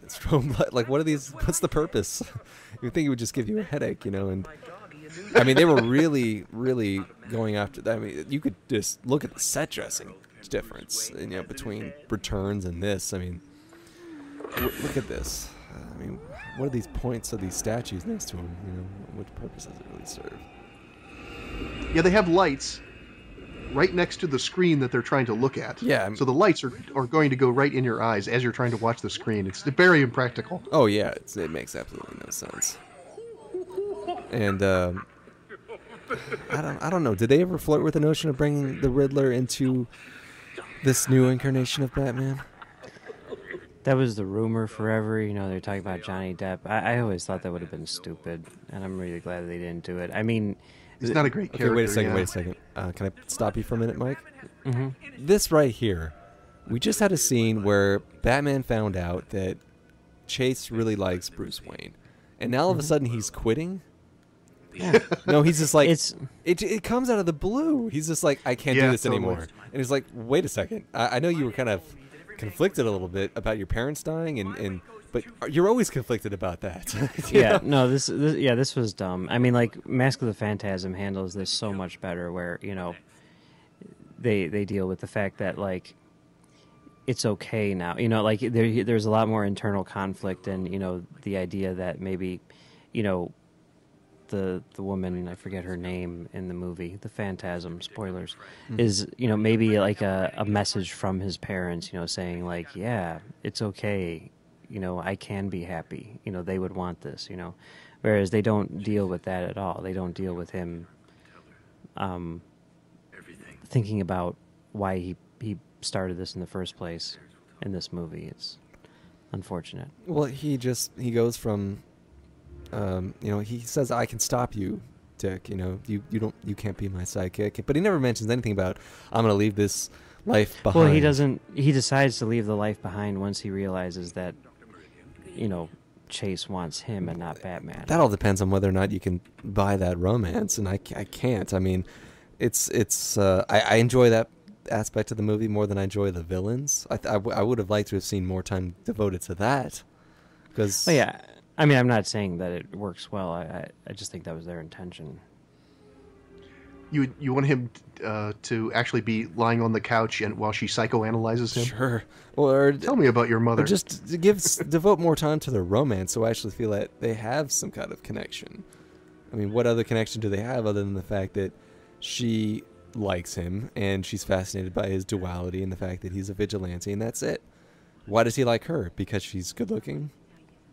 I mean, there was really not much to it. But please continue, Mike. What were you saying? About the Sure, Riddler. wasn't About the anything. Riddler.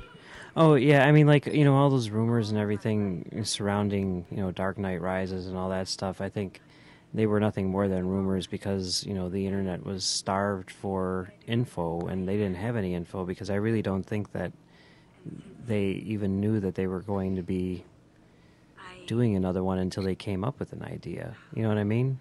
I mean, like, I think they had to kick around the idea of the Riddler because he's one of the main villains sure, yeah. historically, but yeah, I don't know that they ever really seriously. I don't think they were like, "Can we get Johnny Depp?" Or anything like that. They realized that was a bad idea. I mean, I don't know. Would you go trick or treating at Wayne Manor? Absolutely. Oh yeah. That's a long walk. Well, I'm sure that. Their Well, the parents big are houses driving. give out the good candy. Yeah. You know you get full candy bars. Right. So Not from Alfred. You got to know Alfred's just giving out like one little fun-sized Snickers to each kid. No, Alfred's really cool. He's the coolest guy there.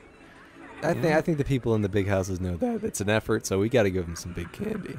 I mean, Yeah. and the rumor spreads fast, man. On Halloween night, when you find a house that's giving away full-size candy bars, you tell every kid you know. You're like, man, you got to go to this house. Trust me. Yeah. So, why is he reliving this moment again? What's going on? Because the roses fell on the ground. Oh, just right. Like some other yeah. I had something. my eyes were closed for a moment. I missed that. I forgot.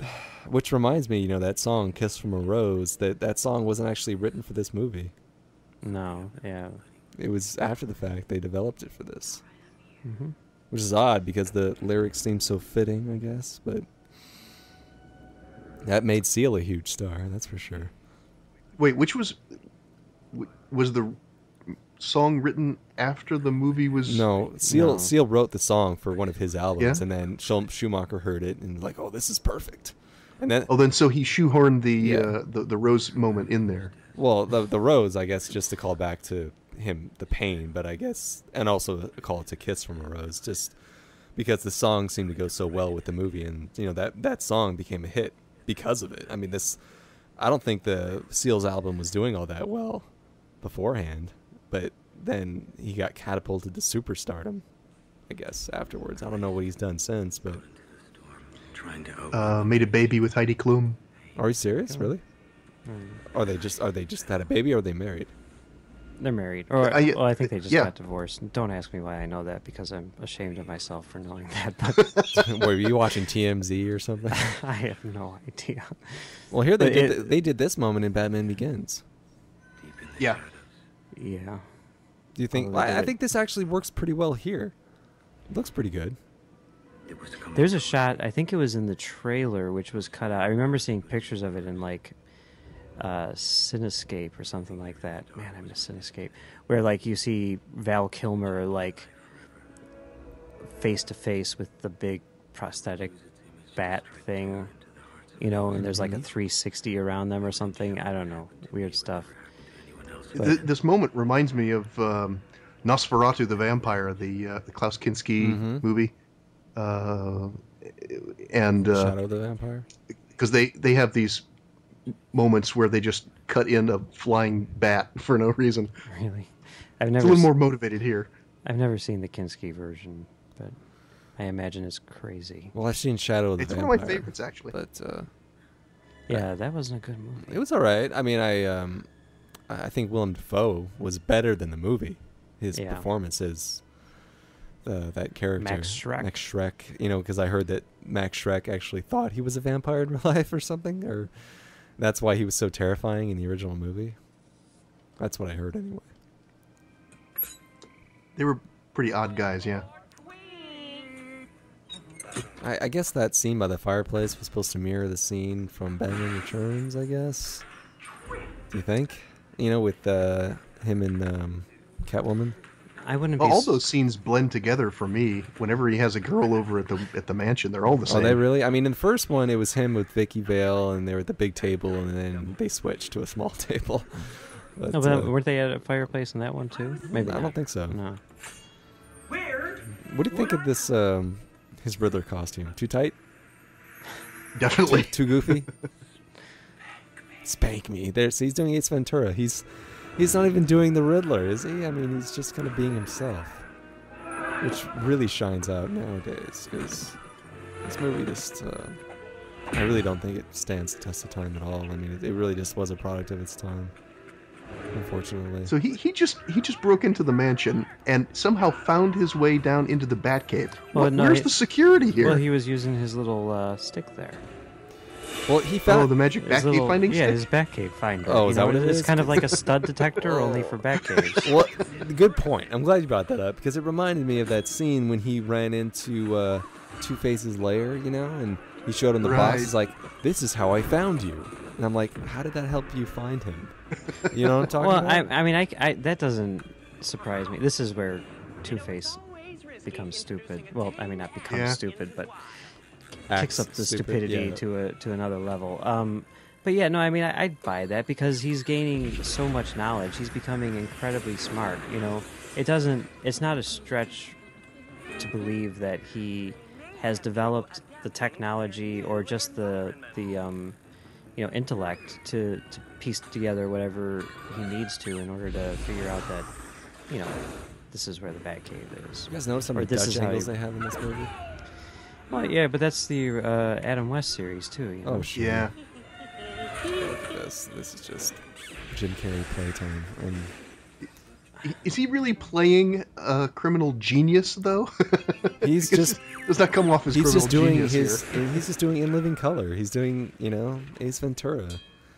None of this has anything to do with the Riddler, does it? I mean, I don't even know what the origin of the No. Riddler is or what his character is originally like, but I He's- can't imagine it's anything like this. I think he's much more cerebral Yeah, right. and not jokey either. That's the Joker is jokey. Riddler is a puzzle master. Yeah, which would make sense having it, which would play into his intellect. Mhm. This, he's just a goofy asshole, and it gets really tiring after a while. Yeah. I mean, he's already gone over the edge for me. I can't take anymore at this point. It's just a little. I mean, the same goes for Two-Face. Enough with the flipping of the coin already. I mean, get real. It just you played that nickel, literally. Let it go. I mean, they're really gonna play it at the end when Batman defeats him by throwing the coins in the air. Yeah, is that the worst? An interesting. Is that the worst? That's an interesting question. Yeah. That scene. Well, when we get to it, we'll get to it. But that's been a scene of some debate for the past. Has it really been a scene of 17 years with me and everyone I talk to? Yeah. In your circle, anyway. In my circle, it's been. Whenever you bring it up in conversation. I worked in a comic book store when this movie came out, so. Well, that makes more sense. I was knee deep in, philosophical conversations about this movie on a daily basis. That was a real change right there too. Well, I know you were a projectionist, or you still are, so you can't help but notice real changes. The thing is, I wasn't a projectionist at when the this came time. out, but No. I saw it like 4 times in the theater. So for some reason, it's just. But they were really bumpy at this point in time because not everyone had digital sound, so like the sound drop. It is pretty obvious if you're looking for it. As we're making this transition from the real change, it reminds me of another note I took while watching this was have, as a test, sit somebody down, say familiar with Batman or not, have them watch Batman Returns and this movie back to back. How would they feel? Do you think the movies would feel cohesive? Or, I think it would be pretty disorienting. You think so? There's one reference to Batman Returns in this movie, and it's a pretty. What is the reference? When she's talking to when Chase Meridian is up on the bat signal, she's like, "Hey, am I your type, or do I need skin tight vinyl and a whip, or something?" Oh, yeah, along right. those lines. That's right. Reference to Catwoman. That's the only reference to either of the last 2 movies. I mean, look at this. This is so over the top set dressing with the couch with the question marks on it. Who made that couch? Yeah. When did he have time to order that even? Yeah, and this suit with the, it's silly. And the fact that she's kind of tied down, but not really tied down, you know what I mean? Counting on it! She's just kind of very comfortably lying on the couch. But I think that Tim Burton would agree with the idea that this should be standalone. I mean, he originally Batman Returns was going to be much more of a sequel to the original Batman than it ended up being, and he deliberately took out a lot of references to the first movie and everything because he didn't want to do a direct sequel. They wanted it more of a standalone kind of a thing. Yeah, and you can tell. I mean, he changes the style and everything like that. It's definitely a standalone piece. Oh, I think so. I mean, you can definitely see the style change. I always preferred the set dressing, the photography in '89 Batman as compared to Batman Returns. I felt it's weird. What? No, go ahead. I felt they just went a little too over the top with the sets, and lightened the tone of Batman himself for Batman Returns. Like, he wasn't dark and disturbed enough. I didn't feel that, And I want that. I want an angry, disturbed, screwed up Batman. That's what I would want. I don't. I want the detective Batman from the comic books. Really? I want the guy who's... I mean, because that was not as I said, that was not really a big part of his comic book persona. He had lost his parents, but that's just how he became a superhero. Now he was a superhero, and that was kind of behind him. And, he was really the world's greatest detective. That's how he was billed, I mean, because he came out of 1940 when he was just a costume version of all the other pulp detectives. They held on that butt shot a little bit long, don't they? A little long, yeah. It's a big cod piece. But, okay, was this an obvious marketing ploy? Like, we can sell more toys if he's in another costume. Do you think? Oh, yeah. Yeah, I think so, yeah. Same here with the Batwing? Well, they did the same thing with Iron Man. Yeah. Who's got the bigger cod piece? Wasn't that a thing on the set? I'm sure it was. See, his outfit just looks a little rushed to me. It just doesn't seem to work for me. Well, Alfred didn't have that much time to put together all the latex Alfred just pieces a Renaissance man, isn't he? Isn't he though? Yeah, they kind I of can't- combine him and Lucius Fox. I you know, mean- Yeah, we need a Lucius Fox. When here. when they mention like, oh, Robin put this together. I mean, I'm sorry, Alfred put this together, or Alfred's a great mechanic. All I picture is Michael Goff sitting, like on the garage floor with a little drip pan with a wrench in his hand. I'm like, I can't picture him doing that. Or I'll see him in a sewing machine knitting a new bat suit. I'm like, I don't see that happening. I'm like, doesn't make a whole lot of sense. You think he would form out that kind of work or something? See, I really dug the Batwing in the first movie, but He was 78, by the way, when they made this movie. wow. Yeah. So he must have been like 80 by the time they did Batman and Robin, right? Hmm. The Batwing was cool. I remember the Batwing being very cool in the first movie. This movie didn't get a whole lot of play, and I was really disappointed by that. Shut it down. I mean, it was one of those dream machines when I was a kid. I wanted a Batwing. It was so cool. It was just... But we had the Batwing in one of the Burton films, right? Yeah, that's what I meant. First In the one, first yeah. one, yeah. Wait a minute. Oh, I'm sorry. You're right. Okay. In Returns, it made no appearance, and then here they bring it back, and it's just thrown in at the end, and it doesn't really get a whole lot of photography, really. I mean, that's it. It gets a few wide shots, and that's it. And then it gets shot down. It's an awkward moment there. He obviously can't turn his head in that suit. No, he can't. He's got to turn his whole body. You're right. And here we get the Batboat again to sell more toys. You think? Yeah, I guess. I mean, I don't know. See, It's the only reason I would put it in the film. okay, this is okay. Now we're in the realm This- of the silliness here. This is a more faithful adaptation of Battleship than Battleship is. Oh yeah, yeah. This is bad. It's like I remember when Two-Face was kind of at least a little scary in this movie. Now he's a sidekick to the Riddler almost, because Jim Carrey dominates every Yeah. scene he's in. It's too bad. I mean, I don't remember how I felt about this at the time, but I'm like, Battleship, really? Now I'm like, I don't know, man.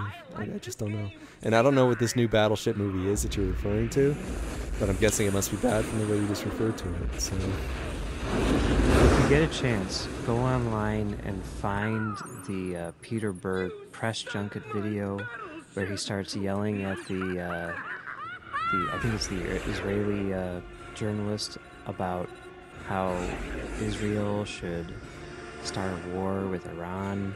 And then talks about how this is the most important issue in the world, even more important than Battleship, which is a great movie. I mean, like, he literally says that. It's amazing. You got to see this.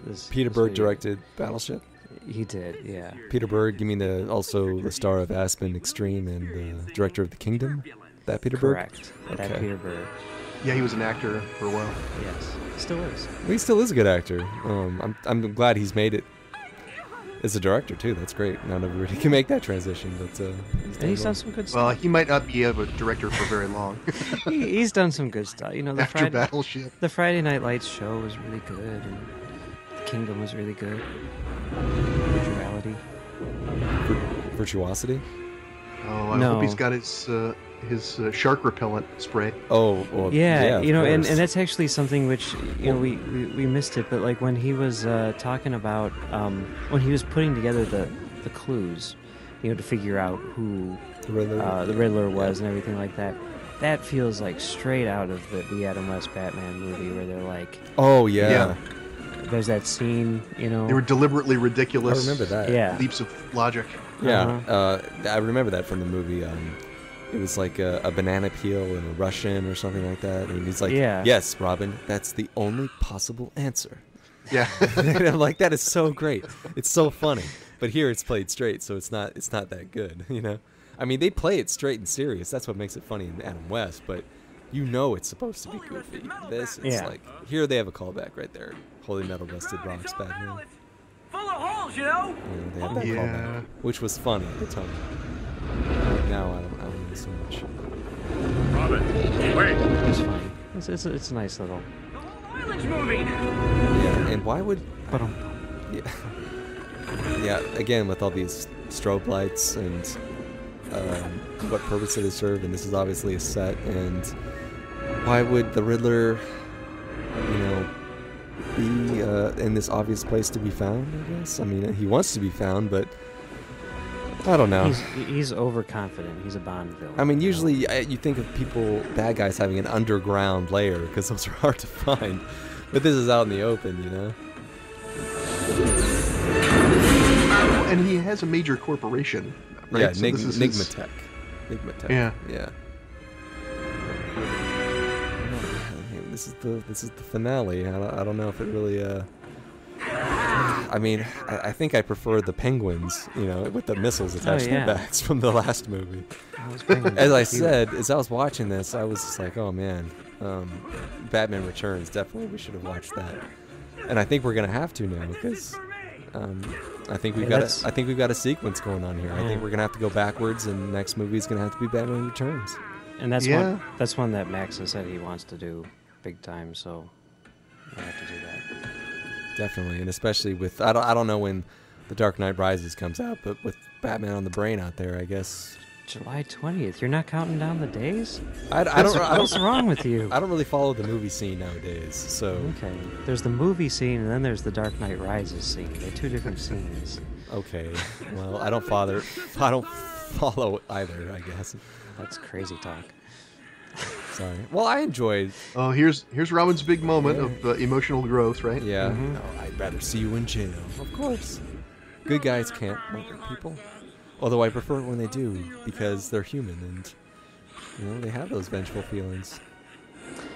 But that would be a different movie if he did that here. You know, I think this is about him overcoming that. You know, it's not the Disney thing.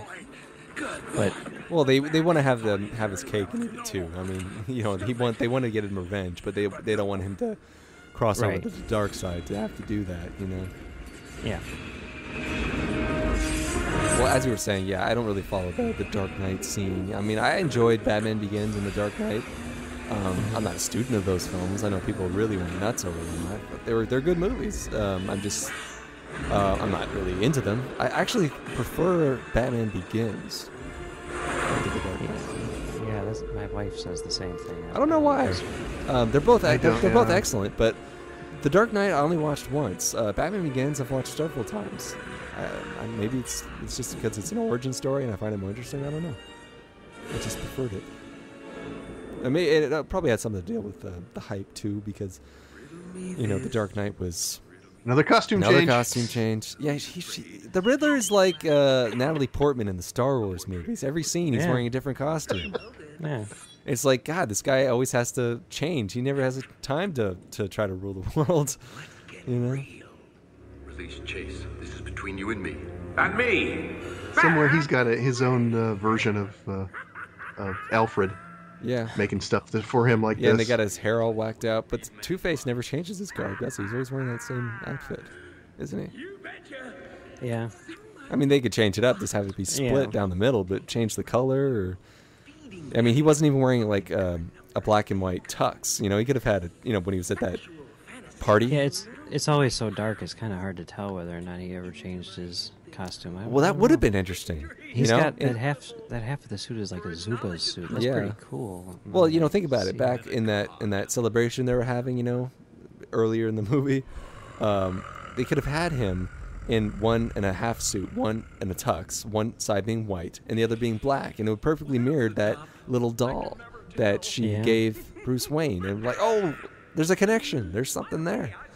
That would have been something. But they didn't do that. I wonder why. That could have been interesting. A visual motif, you know what I mean? You know what they should do? Yeah. They should remake this movie so that they can get all those little things right. Oh, you know what I'd like to do? I've been wanting to do a fan edit. Director's cut, man. For the longest time. I mean, I'm not a student of these films either. But, there's a million fan edits out there for Star Wars films. I'd like to do a fan edit of Batman... Batman Forever and Batman and Robin, and call it Batman and Robin Forever. Okay, and I want to just combine the two movies in some way to where it's watchable in some way. I don't know if it can be done, but I want to try. I want to see if it can be done. You know, because we have two different actors playing Batman and Bruce Wayne. So I don't know if it can be done, but I think it might be interesting to see those two movies blended together. Because they've got plenty of Star Wars fan edits where they'll take the 3 prequel movies and try to meld it into one, you know, cohesive 2-hour movie, and successful or not, I don't really know. That can be hard. It's like, are there enough good elements in this, you know, to make one cohesive movie? I don't know. I think it might be an interesting test. I don't know. That would be like 6 villains or something, wouldn't it? Yeah, it would be. You'd have to work around a couple of them. Well, you could cut out like Mr. Freeze maybe and Poison Ivy and keep those two, and maybe just you see what I mean, and keep Clooney playing Batman and not Kilmer playing Batman or something. You get different bat suits even. Yeah, I say it's impossible. Well, also, I mean, the problem with it is, unlike, say, editing the Star Wars trilogy into one movie, like, this isn't it's not a complete story. It's two separate stories, you know? Yeah, I know. That's why I'm saying it would be really hard, but it would be fun, though. Yeah, well, do it and let us know when you're done with it. I think I just like the title. And then we can do a commentary on that. The title. Yeah, the title's better than the actual idea. But why do you think that they have this kind of split color scheme going on with the Riddler? You see he's wearing one green eye and one white eye. Well, he's got the question mark. The green eye is a question mark. Oh, is that what it is? Okay, just looked like Yeah. I thought it was just a full split. You're right, it is a question mark. My bad. When I first saw this, I don't think I had seen much in the way of the trailers. This was '95 when we didn't have the internet so much back then, and I remember thinking, oh, he's wearing that green suit with the bowler cap and everything, sort of reminiscent of the Frank Gorshin version from the '60s Batman TV show, and I'm like, this is cool. And then he got progressively more and more bizarre costumes, and I just went, I give up on this movie. This movie is just continually, gratuitously thumbing its nose at me. So you gave up even before the movie, you even saw it? Like, you gave up during the marketing campaign? No, during the film. Oh, I mean, okay. because I was into it when he was wearing the green suit costume. Yeah, I mean, I saw the same thing, that Frank Gorshin, with the bowler hat and the suit, not the skin-tight leotard. That's what I expected, And he does wear that one scene, at least. They do have him for that. This is obviously kind of fake. Very Mad Ben. It looks neat, though, even though it does look kind of phony. I mean, this is... Gorshin... Go ahead. Sorry, Gorshin did wear both kinds of costumes. Oh, he did? He wore the suit in some cases, and he wore the skin-tight leotard in other cases. Well, talking about the music, I wrote a note here. I don't care too much for the score in this movie, but this piece of music here, I thought was really good.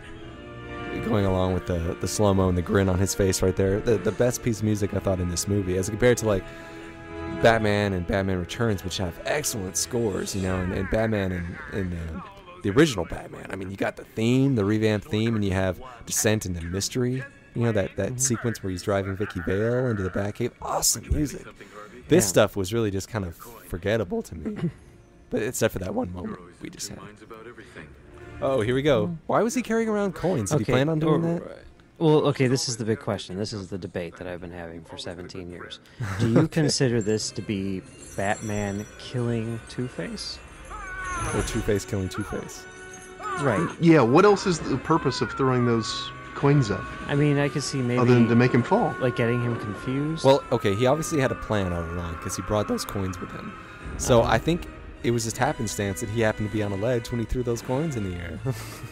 Oh, here we go. This is kind of like a very comic booky looking moment with the hand going tipping down the water. Oh yeah, that actually, on the last commentary that I just recorded this morning, my friend Josh was talking, it was for Psycho, my friend Josh was talking about how there's another case of the time-tested movie cliche that was established in Blood Feast, I think, where you know that a character is dead when you see their hand move. What is that? Wait, what? When you see their hand move? Yeah, like let's say they get stabbed. Like it happens in Psycho. You know, Janet Leigh gets stabbed. Spoilers.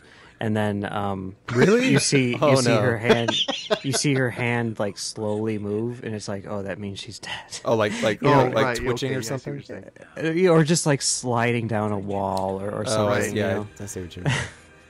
And it does it in this one. Well, they had too. that same kind of hand dipping down into water or acid shot, was it, from Batman with the Joker? Yeah, yeah, you're they right. did that. Mm. But you did another commentary today? I did one this morning. Wow, yeah. you must be tired. I can't do another one in a day. Okay. Arkham Asylum. We haven't seen enough of Arkham Asylum, in my opinion. Well, yeah, that's No, this is the first time you see him. Oh, but this is something where, like, at the beginning, it started off like this is all stuff that was cut out of the. It's movie Odo. Where, yeah, and Rene originally, Aubergenois. yeah, and there was a bunch of stuff with Odo and Two-Face. It's like the movie started with Two-Face breaking out of Arkham Asylum. Oh, see the visual motif? She's wearing red. You see? She was wearing black the whole movie. Did you guys notice? I noticed. I still don't pick up on It's because visual motifs. it's because she's in love. She's changed. Red yeah. is the color of passion. Okay, all right. So now she and Bruce Wayne are going to get married Reunite or them. something? Well, That didn't yeah. happen, right? Well, no, because he's with Elle Macpherson. Was it the next one? Who has no Yeah. lines at all? She's just there. It's She like doesn't have a single line. I don't know, but she's just, She's got to talk like once. Or she's twice. just a trophy wife almost. She doesn't say anything, or I don't think. But that's how Batman love interest should be. You know, I mean, like people who. Yeah, he's a modelizer. Yeah, they are trophy wives. Like literally, you know, that's what. There we go. There's Tim Burton's There you influence. go, You're right. yeah. Because he doesn't care about them. Well- you know, he's well- using them for show. Well, you and I were doing something about Star Trek at one point. We've done that plenty of times, but we were talking about Worf's backstory, and I mentioned that I don't like it when Worf is happy, like when Worf is in love. I want Worf to be always bitter and angry. Like that's the center of his character. The same I think goes for Batman. Like I don't want Batman to be happy and in love. I want him to always be pissed off, and to do that takes away from the character, I think. I think like if you're gonna do it, it's a big deal. You know, like if you're gonna make him happy, you got to make the whole movie about how this is a big change in this guy's life. Like you got to make Mask of the Phantasm essentially. If you just do it like this, then it's kind of cheap and it weakens the character on the whole. So I mean, you could say the same thing with Worf, and I mean that's why Deep Space Nine works so well because you're like, oh my god, this grumpy guy who we haven't cared about because he's in such a an ornery old dude for the past 7 years. Now all of a sudden he's happy. He's changing. This is crazy. You know, this is cool. They try to play a circle of an arc here. You know, he gives back the doll to her. I don't think I need this anymore. I'm complete now. I'm like, aren't you still divided though? I mean, you're still Batman. I mean, The ears wiggling. does that bother you? It amuses me. Well, what else is going to happen? They should be straight, rigid. You know. I don't know. Made out of metal or something? What is your plan Whatever. for the Batsuit? I don't know. I mean, do you think they'd be rubberized? I thought they'd be hard plastic. Batman was real. They would have to be rubberized of some sort. Well, Really? if you're watching the movie with us, the credits just rolled, and we're hearing the U2 song. What's it called again? That song? Hold me, thrill me, kiss me, kill me. Yeah, I think that's what we're hearing right now. And I don't know if Kiss from a Rose plays after this, but it probably does. does. Okay. Well, that was Batman Forever, and as Batman and Robin, it was a learning experience again, and a refresher. You know, I like the movie a little bit less, having to sit down and watch it all the way through. It definitely does not hold up. It is fun, but it doesn't have that campy, cheeky appeal to me that Batman and Robin does. Like Batman and Robin, you can watch. I agree, yeah. In pieces. Like if it's on TV, you can watch 5 minutes here, 5 minutes there, and it's fun because it's so over the top. I can't imagine doing that with this movie. I don't think it really has that flavor. I don't know. I'm not really sure, but those are my kind of closing thoughts. This is the least of my favorite of the four. Really. And I really kind of discount 3 and 4. It took me a long time before I ever watched them. and I've only watched them a couple of times each. This might be the third time I've seen this film. Well, as a third movie in a franchise, I mean, I can watch this. It's no, it's got to be the fifth time I've seen this. I'm sure. okay. Sorry. No, yeah, it's the third movie in a franchise, paralleling another one, the Superman franchise. The third movie, Superman 3, is really hard to watch, but it does cross over a little bit into goofiness to where it is enjoyable. I mean, you got Richard Pryor in there, for Christ's sake. I mean, you have that whole sequence. Do you remember the opening sequence of Superman 3? I've actually never seen 3 and 4. Oh, for shame. No, don't be ashamed. I like. I am not ashamed. I like Superman 4. I enjoy it on some level. Superman 3 is just, it's goofy. I mean, you said you hadn't seen it, Derek, but Mike, you've seen Superman 3. Yeah. You remember that opening sequence? It's pure. It's pure shtick. You know. All I remember is Superman beating himself up in a junkyard. Well, that's in the middle. Oh, and Lana Lang is in it. It's Annette O'Toole plays Lana Lang. Yeah, that's I remember true. that. Yeah. That well, was. You guys. that might- well, Derek, at least watch the opening Don't of. do that. Yeah, it's on YouTube, probably. Of course it is. Just watch the opening 5 minutes of Superman 3, and you'll see what I mean by the tone of that movie. But I can watch it and get enjoyment out of its campiness and over the top appeal. But this, it's just, I don't know, took itself too seriously, too straight-laced, and Richard Pryor wasn't playing the Riddler, you know what I mean? He was just playing a computer hacker, so he was a normal guy. This, you got Jim Carrey playing Ace Ventura, playing the Riddler, you know? Just doesn't work. Yeah. But I think that's all I can really say about this. What do you think, Mike? What are your closing thoughts on it? Well, my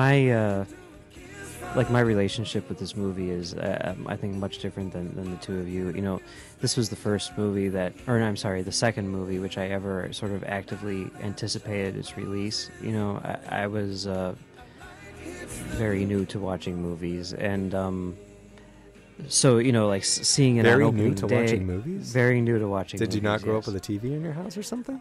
I watched, like, baseball on the TV. I like until like 1993. Like, I didn't watch movies. I really didn't. I was okay. That's cool. It was a very strange thing. Like, my parents don't like movies. It's weird. It's really weird. It was a curious statement. Like, I wasn't familiar with Yeah. it. And you said you were like 15, so Yeah. No, I mean, Okay. it is really weird. It is. But yeah, like, this is the second movie where I was like, I can't wait until, you know, June 6th or whenever the movie came out. I think it was June 6th. I could be wrong. So like, when I watch this, I'm predisposed to enjoy it because it sort of like takes me back to that time and everything like that. You know, I vividly remember, you know, the events surrounding me watching this movie and all that stuff. So I can't really separate that from the movie itself. You know, if I sit down and watch this, I'm going to enjoy it because it, like I was saying before, it's like listening to a song. You know, it kind of just takes you back to that place. And yeah, definitely. I feel the same way about Sgt. Pepper's Lonely Hearts Club Band. Oh wow. The song or the movie? Yeah. The movie. Wow. Oh, One of the first movies I saw in the theater, and I thought, this is fantastic. I love this. right. I still need to see But that. Because it was kind of my first exposure to the Beatles and to Aerosmith. Interesting. Yeah. Yeah. Aerosmith So, was yeah, in you- that? What? It is a terrible film, though. Well, I'm not- I know its reputation, but I haven't seen it. But, like, I bet you own it on DVD, right? I do not know. Oh, okay. Well, then I guess I actually have it saved on my DVR, though, to be honest. Okay, all right. So you have a copy. Is it like a came part out- musical or something? It is a musical with all Beatles music, but the Bee Bee Gees. Gees play, and Andy Gibb play yeah. the I know main there's like roles. a character called Mean Mr. Mustard and Strawberry Fields and stuff, but I've never seen it. Yep. Well, we should be talking about Batman. What? Did you finish what you... We're done with it, though. I know. Did you finish what you had to say, Mike, about Batman? Yeah. What are your closing thoughts on this, Derek?